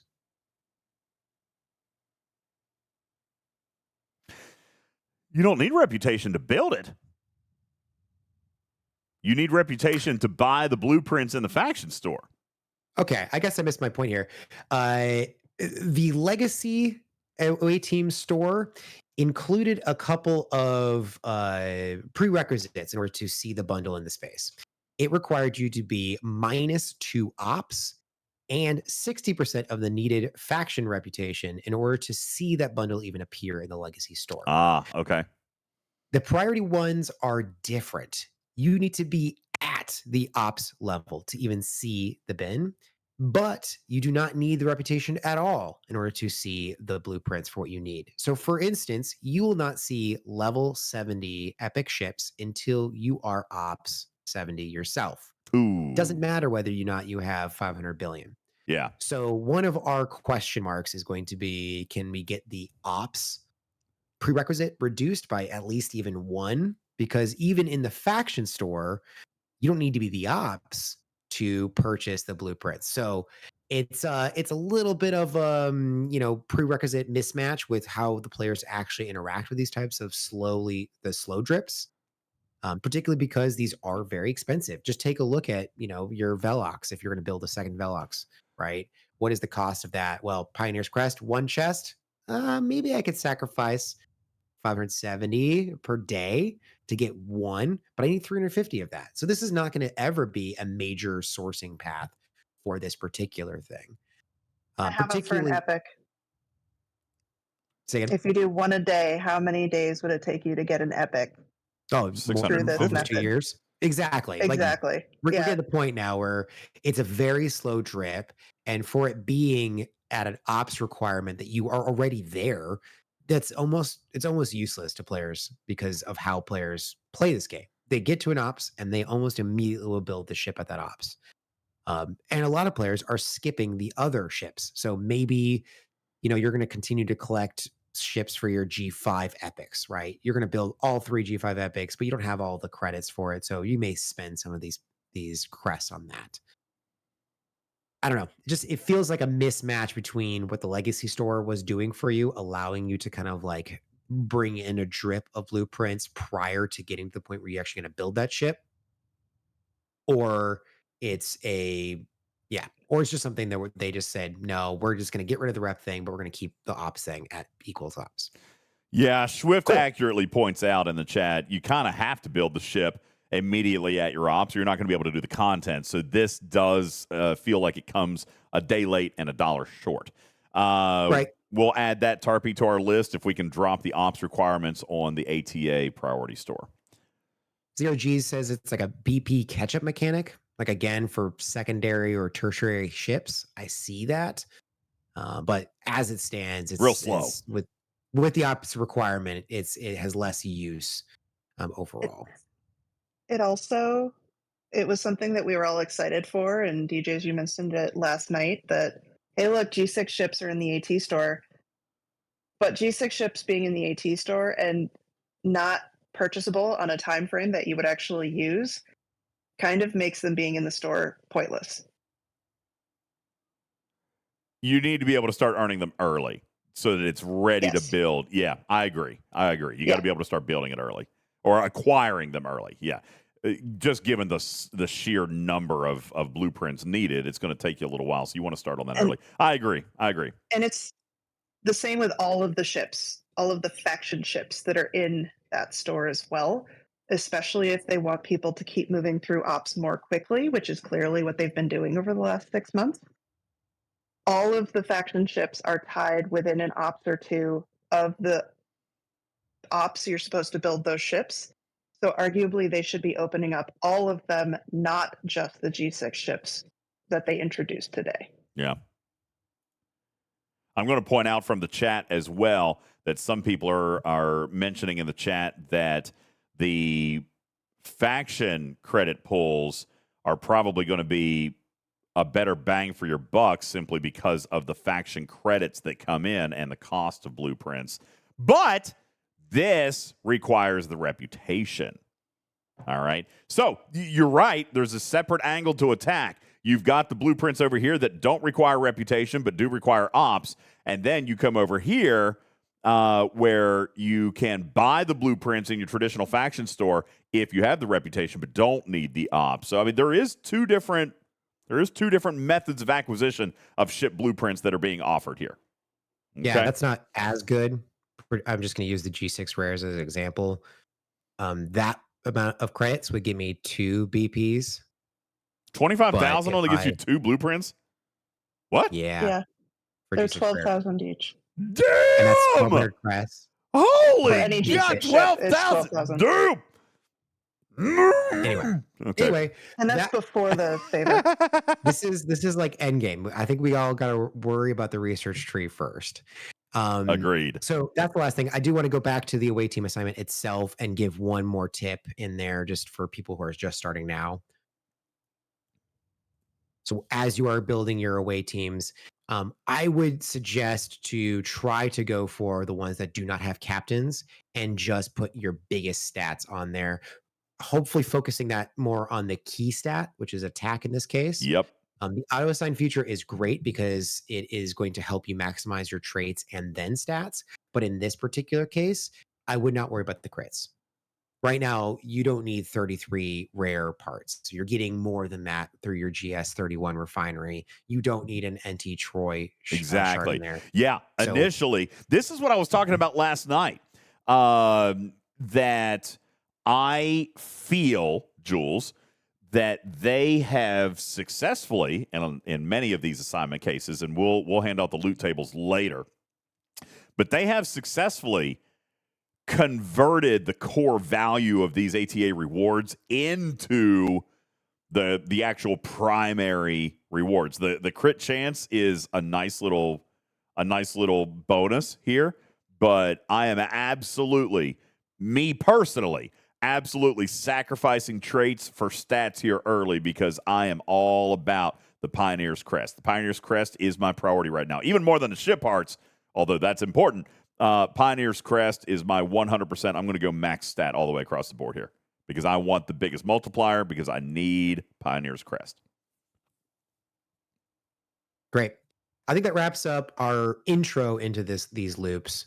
I do have a couple other PSAs to make about new content if we wanted to get to that next. Yeah, sure. We'll do that, and we'll get ready to wrap this thing up. I do want to really, really take an opportunity to thank you Jules and Tarpy, Matters, and all of the Talking Trek Lab. Any shout outs that you want to give very quickly? Because I know you guys have been very, very busy over there. Wham's in there. Daystros has been very busy in there.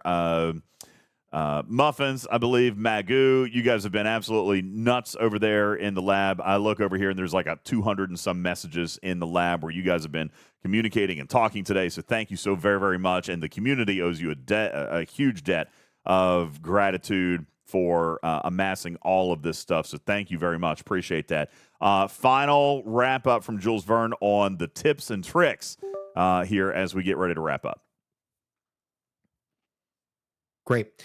That's the basics of the new loops. I do want to kind of give a couple PSAs to other types of content. So one of them is a quality of life feature that was added, which is the bulk upgrade. So if you don't mind going back into your game and going to the interior station and clicking any number of generators that are below Op 60, take a look at any of those. Yeah, there you go. And you see a little yellow icon. Look at that. That's pretty cool. What that yellow icon, when you click on that, will do is it will calculate how much you can do or how much it'll take to maximize how far you can go. And it will basically go until you've hit a prerequisite that you can't do. This one's going to take it from 40 all the way to 65 and accumulate the cost. And look, there's a beautiful slider if you don't want to do the whole thing. But I want you to select the whole thing and take a look at the time. 357 days. Yes. This is combined with your regular days to max it from 40 to 60 and the Sigma days from 61 to 65. Currently, this is broken because if you hit that upgrade button and you start that timer, the entire 357 days and 13 hours will want to charge you in Sigma speedups. Yes, I saw that report. Yeah, I saw that report in dev chat today. So be very cautious. Break these up. Go to 60. All right. If you're a G6 player, go to 60 and then do your 60 to 65. Break them up. The devs are aware. This is on their list. But yeah, I saw that report. It would ask for everything in Sigma. So be very, very cautious about that. It asks for everything in the more expensive speed ups. I currently have a 120-day generator going. Ouch. Oh, no. Oh, no. With Sigma? Yeah. No. Because I tested it. Oh, no. Oh, Scopely, you've got to help Jules with that. Jules, I'm going to get you 120 days worth of Sigma speed. Oh, my God. How much money is that? That's a lot. 120 days? It's a lot. Yeah. That's not $1 million. No, it's more than that. It's like 120 days. It's like close to 250 million Latinum. Ooh. I don't have that. Yeah. I don't blame you. Yeah, you don't just want to burn it either. Oh, I'll see if I can help you in that in the name of science. Okay, yeah, I'll see. Yeah. But everybody's got to be very aware. Be super aware, guys. That is a huge bug. If I were Scopely, I would actually disable this slider just temporarily until that gets fixed because that is massive. JP says too late for me. I am at 344 days on Sigma. Oh man, you know what? Let me see what communication I can get. They've had a very busy day. Don't worry. I've also been talking. They know about it. They're working on a fix right now. Then they will. I don't know what they're going to do about how to fix something that's in progress already, but they're going to have to. They're going to have to comp in some way. I'm wondering if it's going to be through a ticket. But before you guys flood customer support, let me find a procedure from them. Okay, I will speak to them and I will see if I can get you guys a procedure. But honestly, it's probably going to have to be handled case by case. Yeah, that's big. Yeah. Yeah, woof. Big so just bug. No, don't do that. Whew. Yeah, that's bad. All right, what else do we have on PSA for known workaround bugs that we've got today? Well, the archives have already been fixed. So this happened if you signed on before events and you maxed your archives, or either your Fuchsia or your Devore archives. Yeah. Then you would be unable to score in the events for it. That has already been addressed and fixed, and comp chest been sent out. So that's who does that? I do It's that. an arc day. Don't I do level it. your stuff before the events come out. I can't help it. Don't Hey, do Watch it. me these assignments. I don't disagree Don't with force Karkin. it. I don't disagree with Karkin. There was a reason I didn't log in until 7 o'clock tonight. Okay. Hey, Whatever. quick question. How? Single arc. It's How? the same thing. Oh, I did my research before the event. Oh, I did my building before the event. Hey, Every buddy, single time. you're right. Karkin's right. Listen, you guys can be fussy all you want. He's 1,000% right. Hey, question. If there is a cap of 5,000 independent archive credits, how are you guys already maxing these? How did that happen? You could overbank it a little bit and then Only by immediately like 300. Only by like 300 or 600. The 5,000 is the cap. And the pull is 3. So okay, no, my 400 is the pull's cap 375. if you're like a max level building. People spent money. Yeah, You spent money to master the You can Fisha? max the Devore. The regular Devore is only 2,000 total. So that is easily doable. The Fisha is a little more tough. Well, that's what I went after first because it's more valuable. Agreed. Huh. Okay. Yeah. I by the way, regarding the event, okay, here's PSA on that particular event strategy. Make sure and do at least 2 of the original D4, and then you can dump. Just make sure you do 2 of each of them. I thought I was going to screw up because I thought I would have enough to max the Fisha. So I just went all in on the Fisha and then realized I wasn't going to finish it. Had none to do the Devore, but I still had my daily pull, and that got me the 2 levels. You have to do for those rewards, which, by the way, is a gimme. It's a 20-day event. All right, you need 2 levels of the Devore, 2 levels of the Fisha in order to finish that event. You've got 20 days. You've got plenty of time. All right, but do make sure that you do at least 2 levels of each of those in order to claim your rewards. I have done that already on mine, so that's pretty much done. But it is an event in here that is 20 days long for you to obtain 2 levels of the Devore, 2 levels of the Fisha, and that's going to give you, oh, that's nice, a little moderate level of rewards, and apparently that's broken.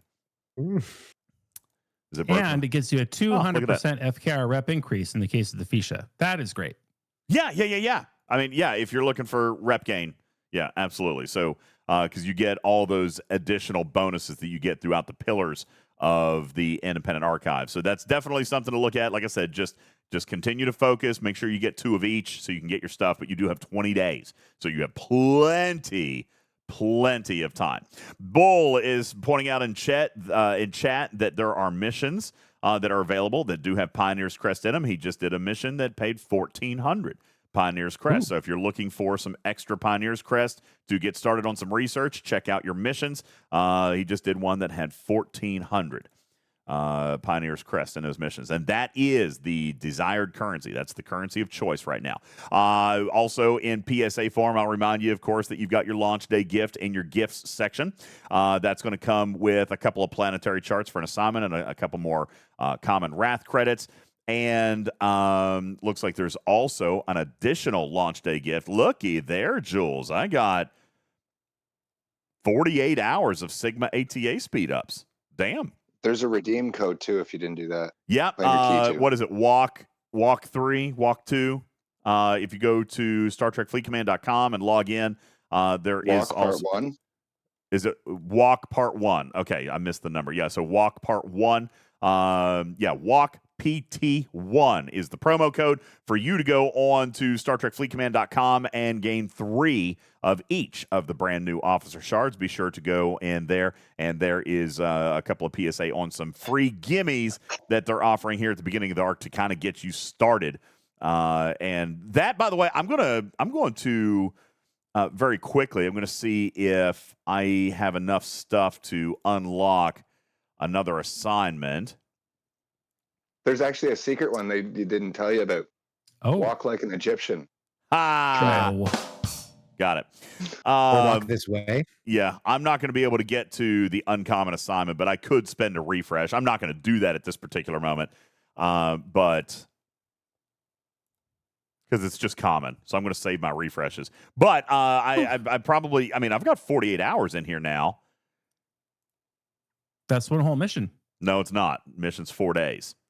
So I'm still, but you know what? I'm probably going to assign some officers that I would not ordinarily use here. Go ahead and let this thing cook for a second. Hey, Liam Neeson is hanging out. What's going on? Griffin, if you spend money this month, I will find you and I will destroy you. Have fun. Oh, man. Not spending. What the hell?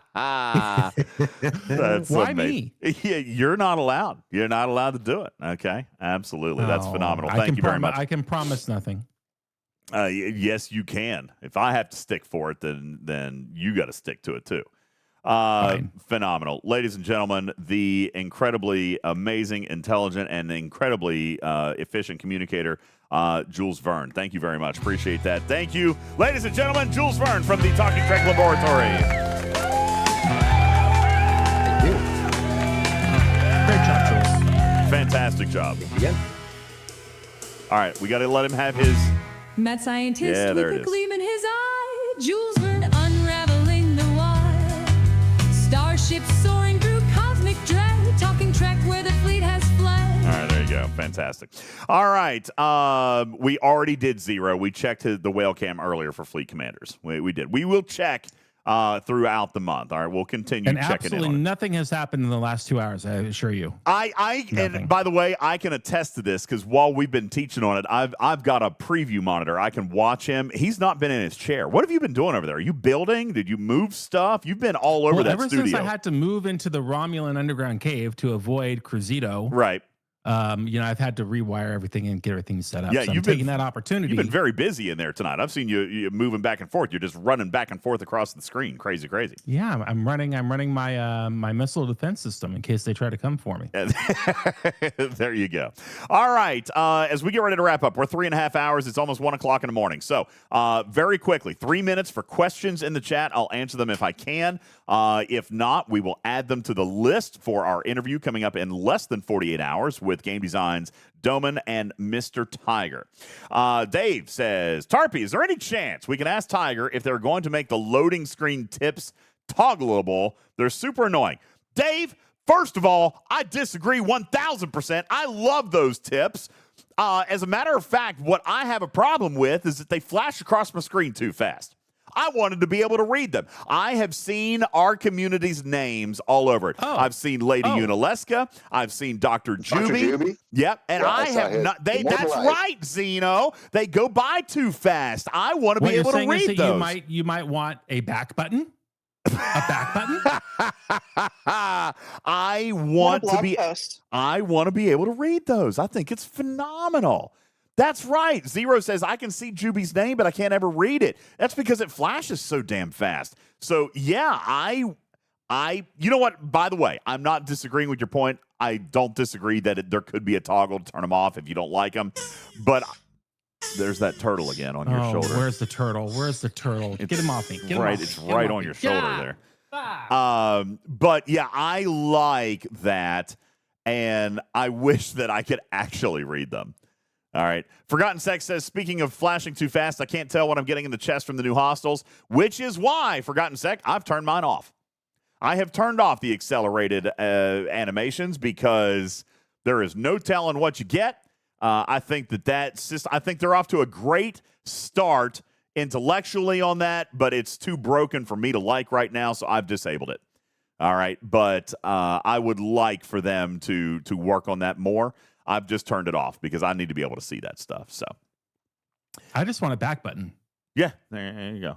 All right. Yeah, Zeno says, I don't like the quick animations either. I had to turn them off, which I like the quick animations on away teams. So now I'm forced to have slow away teams deployment, but I'll take I'll take it as I get it. So there you go. Did you know I'm not reading that. Thank you, Benny Hills Ghost. That is not a real tip. That is not a real one. Juby made one in as a joke. He says the only ship, what was it, Juby? The best ship you can earn in this game is friendship. Isn't that nice? True. Good job, Juby. That's good. Amber says it's Lorca all over again. No talk about Fleet Commander Khan. we have not had time, and we are knocking on 4 hours. It's 1 o'clock in the morning. I work tomorrow. That can be something that we do later Thursday. Okay. Yeah. Or even this coming weekend. Listen, we were not kidding when we talk about how much content exists in the Wrath of Khan arc. Okay. There's a lot here. And as evidenced today, It's content. a lot of content, and it is touching a lot of parts of the game, which is why a lot of the game broke today. Hi, Eeyore. Hey, DJ. Yeah. I lost my tail, and while looking for it, I found this guy named Khan. I wonder if Griffin has my tail because he doesn't have Khan. Can you see if Griffin has my tail? I will.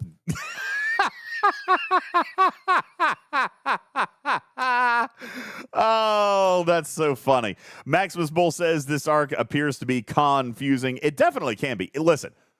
Oh, that's why you come back and you watch the video over and over and over again until you understand it all. Yeah, there's a lot here. And we could simplify it by just saying, have fun and do what you can do. But there is a strategy behind it. That's what I love about Tiger's arcs. There is a way to do it more efficiently, and there's a way to earn more efficiently.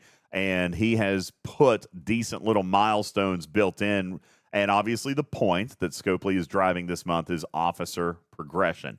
So I don't think that is an unfair target, as officers are forever. I mean, you have some of the 70s in the game that still use Picard Bev, that still use Pike Moreau. There are officers that will serve you at Ops 20 the same as they serve you at Ops 70. And to coin a phrase from other content creators, officers are forever. So I absolutely believe that them taking a moment out when they're looking at all this progression, and they're going to take a moment and look at officer progression, I think it's very appropriate. They have my support on that being their chosen metric for progression this month. And I think this loop is built well, and it's designed well. I think there's a couple of little rough edges that we need to look at, but as Tiger usually does, he develops some of the most creative currency-intensive designs out there. But the reason that it works is because of how he imagines it. So I like it. We'll talk to him more. Yeah, there is always a plan. We'll find that out on Thursday for sure. Yeah, oh yeah, for sure. And these pain points that we see now, I'm sure he's already got some ideas for those, but we'll talk about that coming up on Thursday. Any other questions? How do I disable quick animations? Yeah, I can help you with that. Just go into your settings. General settings up the top, click on your icon, go to graphics settings. Nope, that's not it. It's under general. And at the very bottom, it'll say frequent game animations. Oh, hello. The last time I made Griffin something to wear, he forgot to take off his cape. I'm so positive. Sadly, he was sucked into a railway train that was traveling on the highway under a tunnel. There were no survivors. Or was there? Oh, my. Wouldn't you like to know, Juby? Interesting. No capes. Okay, no capes. Zero G says the pain points are going to be solved by the Reliant. I couldn't speak to that. Certainly a viable theory. The Reliant. Khan's ship. I don't know what you're talking about. Wrath of Khan. Lost in. Thank you for your 5 gifted subs. Oh, no. I mean, great. You guys started a hype train right as we were getting ready to go off the air, so we're just going to hang out for a minute. But thank you. No, I didn't mean that. I just meant like we were getting ready to go, and I didn't want to end right in the middle, as you guys are starting a hype train. Thank you. No, that's not what I meant. I realized what that sounded like, Tarpy. I apologize. That's not what I meant. Lost in. Thank you very much. That's very kind. I just meant, oh, shoot, we were getting ready to go, and you guys started a hype train. This is what they do. You pulled the same crap on the 24-hour live stream last year, and that's how we got to 23 hours and 58 minutes. No. This is, I appreciate it. Thank you for your support. This is them wanting to keep us here longer. That's what it is. They're wanting to keep us here longer. Sleep stream. Amber says multiple people have confirmed the cooldown on the planetary chest is 1 day, so you may not sustain the double pull on the common chest. Hang on. So you may and to not. You're going to work on that last sentence there, Amber. I'm struggling. Why would you have to? Why would you? You may not. Why would you? No. Why would you have to grind out 4 million of that loot a day? Nah. That's the stretch to double goal. Pull it. Yeah, well, the double pull, but that's the stretch. All right. What kind of idiots do you think we are? Of course we double pull everything. Come on, man. Okay, have fun with that grind. I don't grind. Have we mentioned the new event store officers and a new currency called Officer Depot tokens?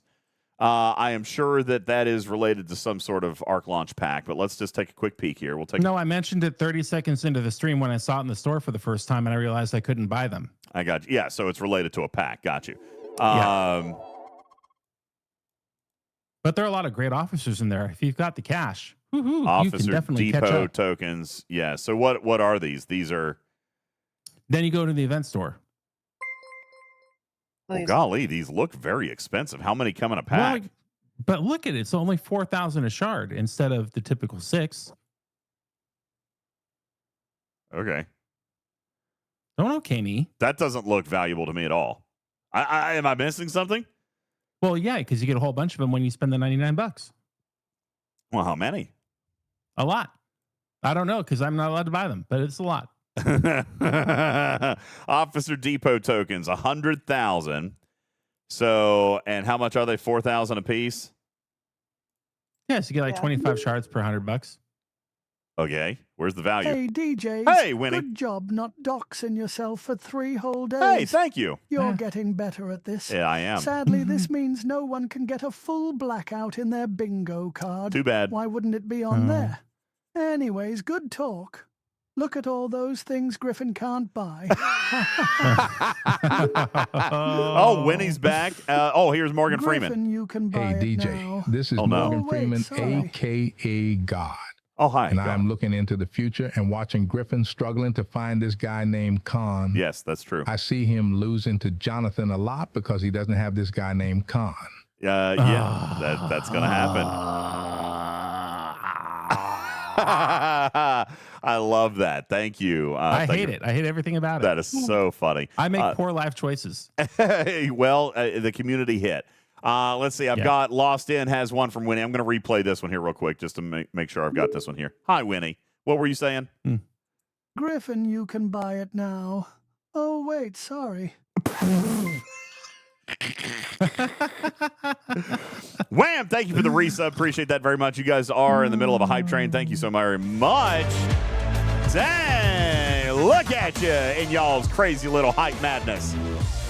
Level 3 already. Thank you guys so very much. I appreciate that. Wham! Thank you for the resub. Couple of thank yous for the show tonight. Lost In, thank you for dropping a gifted sub. Doug, D Main, and Lost In, each throwing 100 kitty bitties in. Appreciate it. Lost In also gifting 5. Hi, Winnie.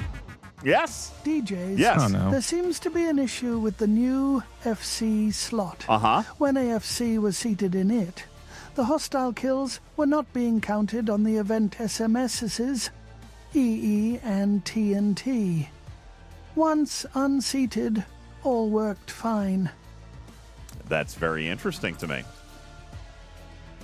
That's exactly why I didn't buy them.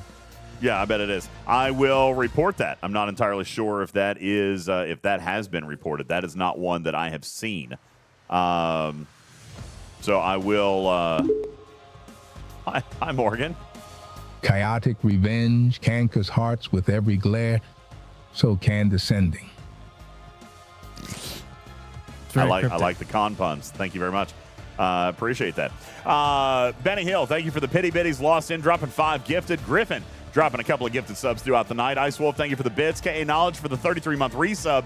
Cree, appreciate you. Thank you for the raid. Dark Kit, thank you for the brand new sub. Dark Kit, welcome to the channel. Brand new one. Welcome to the litter box. That's First great. month, yeah. Oh, there's that turtle. Oh, that turtle. Where's the turtle? It's right there. Thank you very much. Appreciate that. Six Notion, thank you for the 13-month resub. Sorry. Adria, thank you for the follow. Shadow Raven, thank you for the follow. Broken Wolf and Andalicia for the bits. Demon Chris, thanks for the follow. Kira, thank you for the follow. Appreciate that. Jules Vern with the big old resub. Thank you. Hissy Fitz for the follow. Lost In dropping another 5 gifted and 200 kitty bitties. And Hani with the resub. Major Samo with that big old stinky raid at the very beginning. Thank you. Queen Rach, Rocky Mountain for the resubs. Ice Wolf dropping the $10 tip in there for Hazel. Appreciate it. Lost In with another 5 gifted. Fisty with the Tier 2 resub. Lost In with another 5. But Lost In has gone big tonight. He's gone bananas. He's gone big in tonight. Thank you. Crash Override and Aardvark. Thank you guys for the resubs. Aardvark with the Tier 3. Lauren, Engineer, thank you for the resubs. And Papa Smurf, thank you for the kitty bitties. You guys have been a phenomenal crowd tonight. Thank you so very, very much. Appreciate that. Oh, there's Johnny Depp. Hey, DJ, have you found my rum? I ran into this guy named Khan, and he said Griffin might have my rum, but he doesn't have this guy named Khan. Well, I'm going to go back to the Black Pearl to find my rum. All right. Thank you very much. I do not believe that Griffin has found Khan. I don't think he's... Yo ho, Johnny Depp. I can tell you where to find Khan, and it's right here. How about that? That's amazing. Thank you, guys. Battle Pass giveaway, not tonight. It's literally after 1 o'clock in the morning, but we'll be doing it here in the next couple of days. All right, so we will work on that. Any other questions? Tarpy, do we have anything in the chat that needs to be given to Mr. Tiger this coming Thursday? I think we got pretty much everything. You feeling satisfied? I think so. I took a screenshot of Broken Wolf's comment, so if you need that, I can send it to you. Appreciate it. Jules, do you have anything? Of course, you'll be with us for Mr. Tiger this coming Thursday as well, correct? Yeah, I'll work with Tarpy to make sure our list is concise and has more community feedback. Fantastic. Oh, Beck's here. Damn. Hey, DJs. Hi. Con is awesome. Run Can quick. Griffin Max him on stream for us? No. Beck. No, he can't. I'm sorry. Speaking of Beck, she needs those questions in about 30 minutes. So. Oh, really? Wait, Yeah. what? Really? The questions 'cause in 30 minutes? To approve the questions for Thursday. She needs them like now. Griffin, that's all you. Oh, I'm sorry. I'm too busy not maxing Con. I have no time to compile the list of questions. I can't. We have to do. do. We have to do it. We have to do it tonight.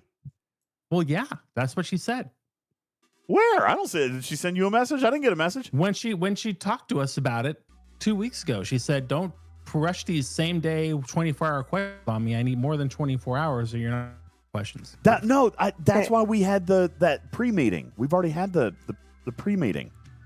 Oh, I don't think you're right. I think she's going to want to approve these questions. Well, I tell you what, Tarpy, we only came up with 3 tonight. If you'll just shoot me, I think I missed one in the middle there, but that's okay. If you'll just shoot me the main bullet points, I understand it enough. I'll write it up and I'll send it to Beck tonight. It doesn't need to be a big thing. Just go ahead and send it. Send me what you got, just quick bullet points, and I'll send it in. Not a big deal. She did ask them, with enough notice for them to find the answer, which is fair, right? We want them to have a good answer. Benny Hill says, "Don't forget my question." I already have. What was it? What is it? What was the question? Your question is disqualified, Benny Hill, because you called me squishy in the chat, and I won't forget that. I am not squishy. Just because I don't have Con doesn't mean that I'm squishy. I mean, it probably means you're going to lose. You're squishy. What? I am. Oh, don't make me hi, come Beck. for you. Hi. Hello. Oh, God. DJs? Yeah. I said do it tonight.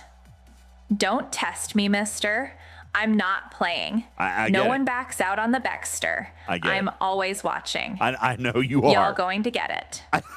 I will get you your list tonight. The list will come tonight. I promise.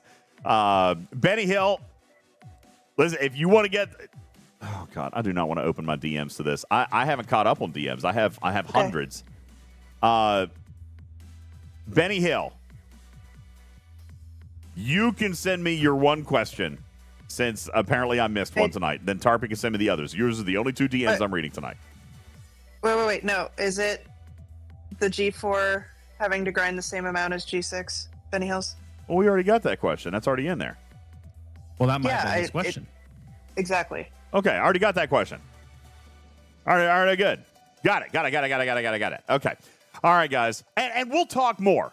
I'm sure this conversation, as Tiger always is, Tiger is amazing.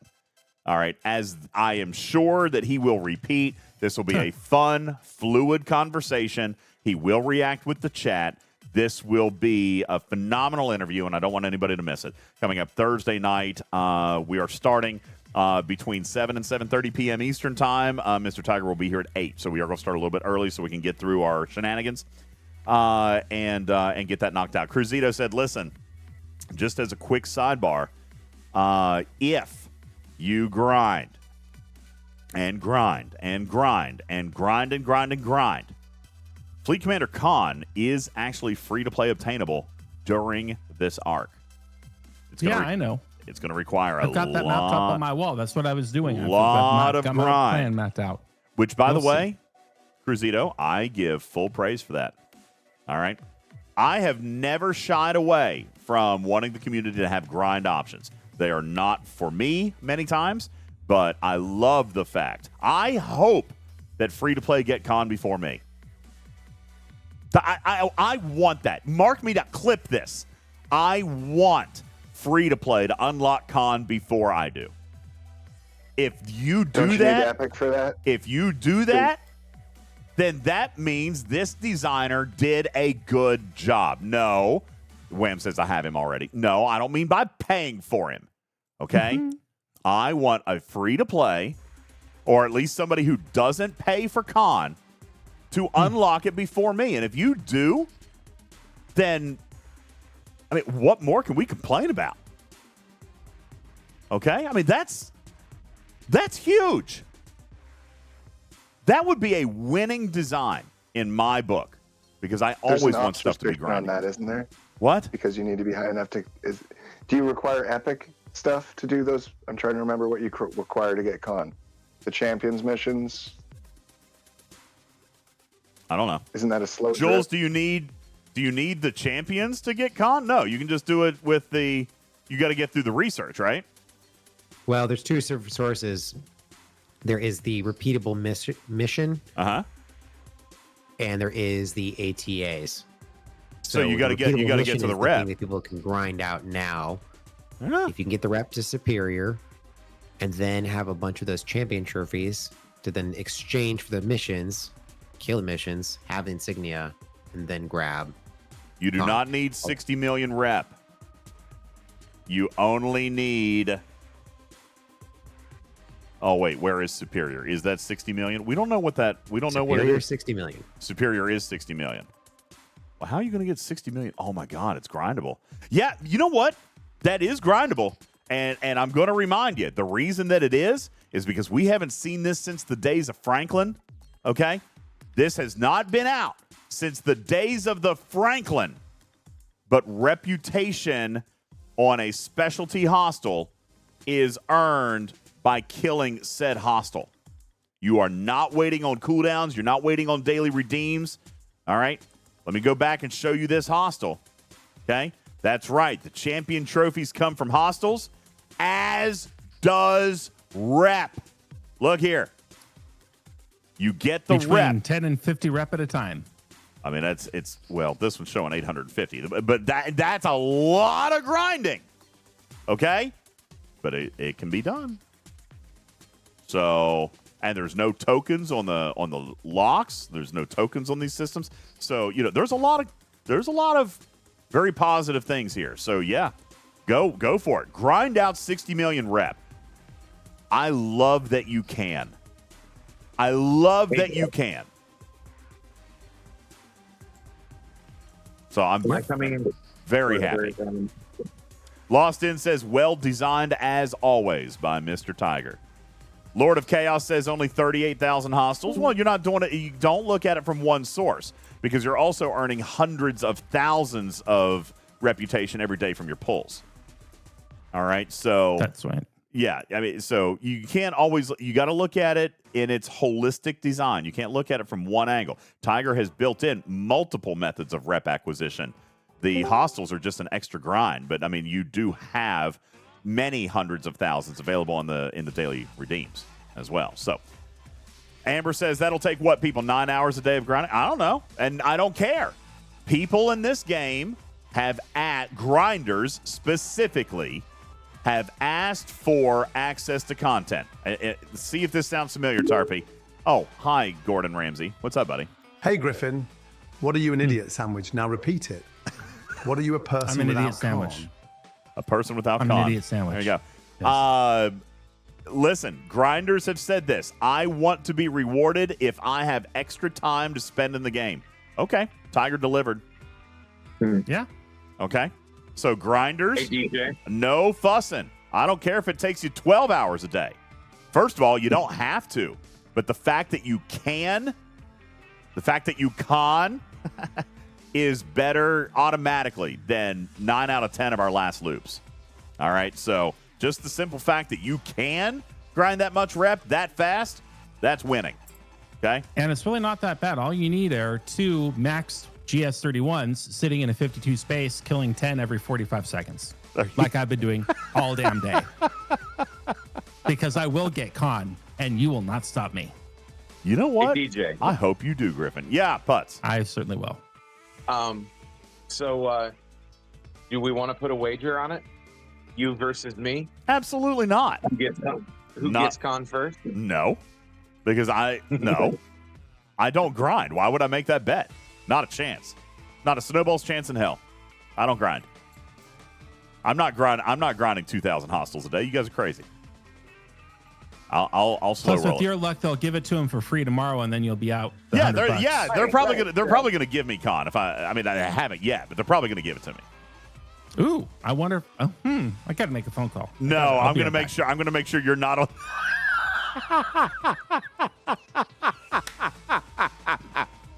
All right, and that's it. That's our show, everybody. We're out. Griffin is already. I can hear him. He's dialing back right now. Yeah. All right, guys. That's going to do it. Jules, thank you for everything. Tarpy, as always, for your service to the community. Thank you. Appreciate it so very much. You guys are incredible. That's right. Griffin couldn't even last a whole day. Could last 2 more minutes. You guys are incredible. Thank you. Who is online tonight that you guys would like to go and talk more about the launch of the Ark? Who do we got online tonight, Tarpy? Anybody? It's Arkfall Day. We've always got plenty of STFC streamers to choose from tonight. Let's see. Oh my gosh. Is it late enough that there's not actually anybody on? Yeah. Well, I've seen all the other streamers here, right? Well, that's probably accurate. The number 2 streamer is on. Well, thank you. I'm glad I got that back. Appreciate that. Ice Wolf, go live. Go on. Well, what do you guys, okay. All right, I have another idea then, Tarpy. Would you guys like to watch baby ducks while you grind your hostiles tonight? Huh? You want or otters? I have otters. I've got otters if you would like to do that while you're grinding tonight. I mean, what do you want to do? I know you guys are going to go grind. So what do you want to listen to? You want to listen to a DJ? Is there a DJ on? Wait, raccoons. The Mammal Rescue. I've got Marine Mammal Rescue. You want to go check that one out? Marine Mammal Rescue. Okay, that's where we're going to go. You guys go have fun with the otters and enjoy the peace and the tranquility of otters while you do your grinding tonight, okay? Thank you guys so very, very much. I appreciate you guys all. My name is Ultimate DJs. Griffin is trying to buy packs without actually buying packs. But on behalf of my friend and partner, brother from another mother, we thank you very much for tuning into our show tonight. We will see you Thursday night. Thank you for watching Talking Trek, a registered trademark and recorded in front of a live studio audience for distribution across podcast platforms everywhere. Guys, I just want to point out very quickly that he is indeed on the phone. He is having a heated conversation right now.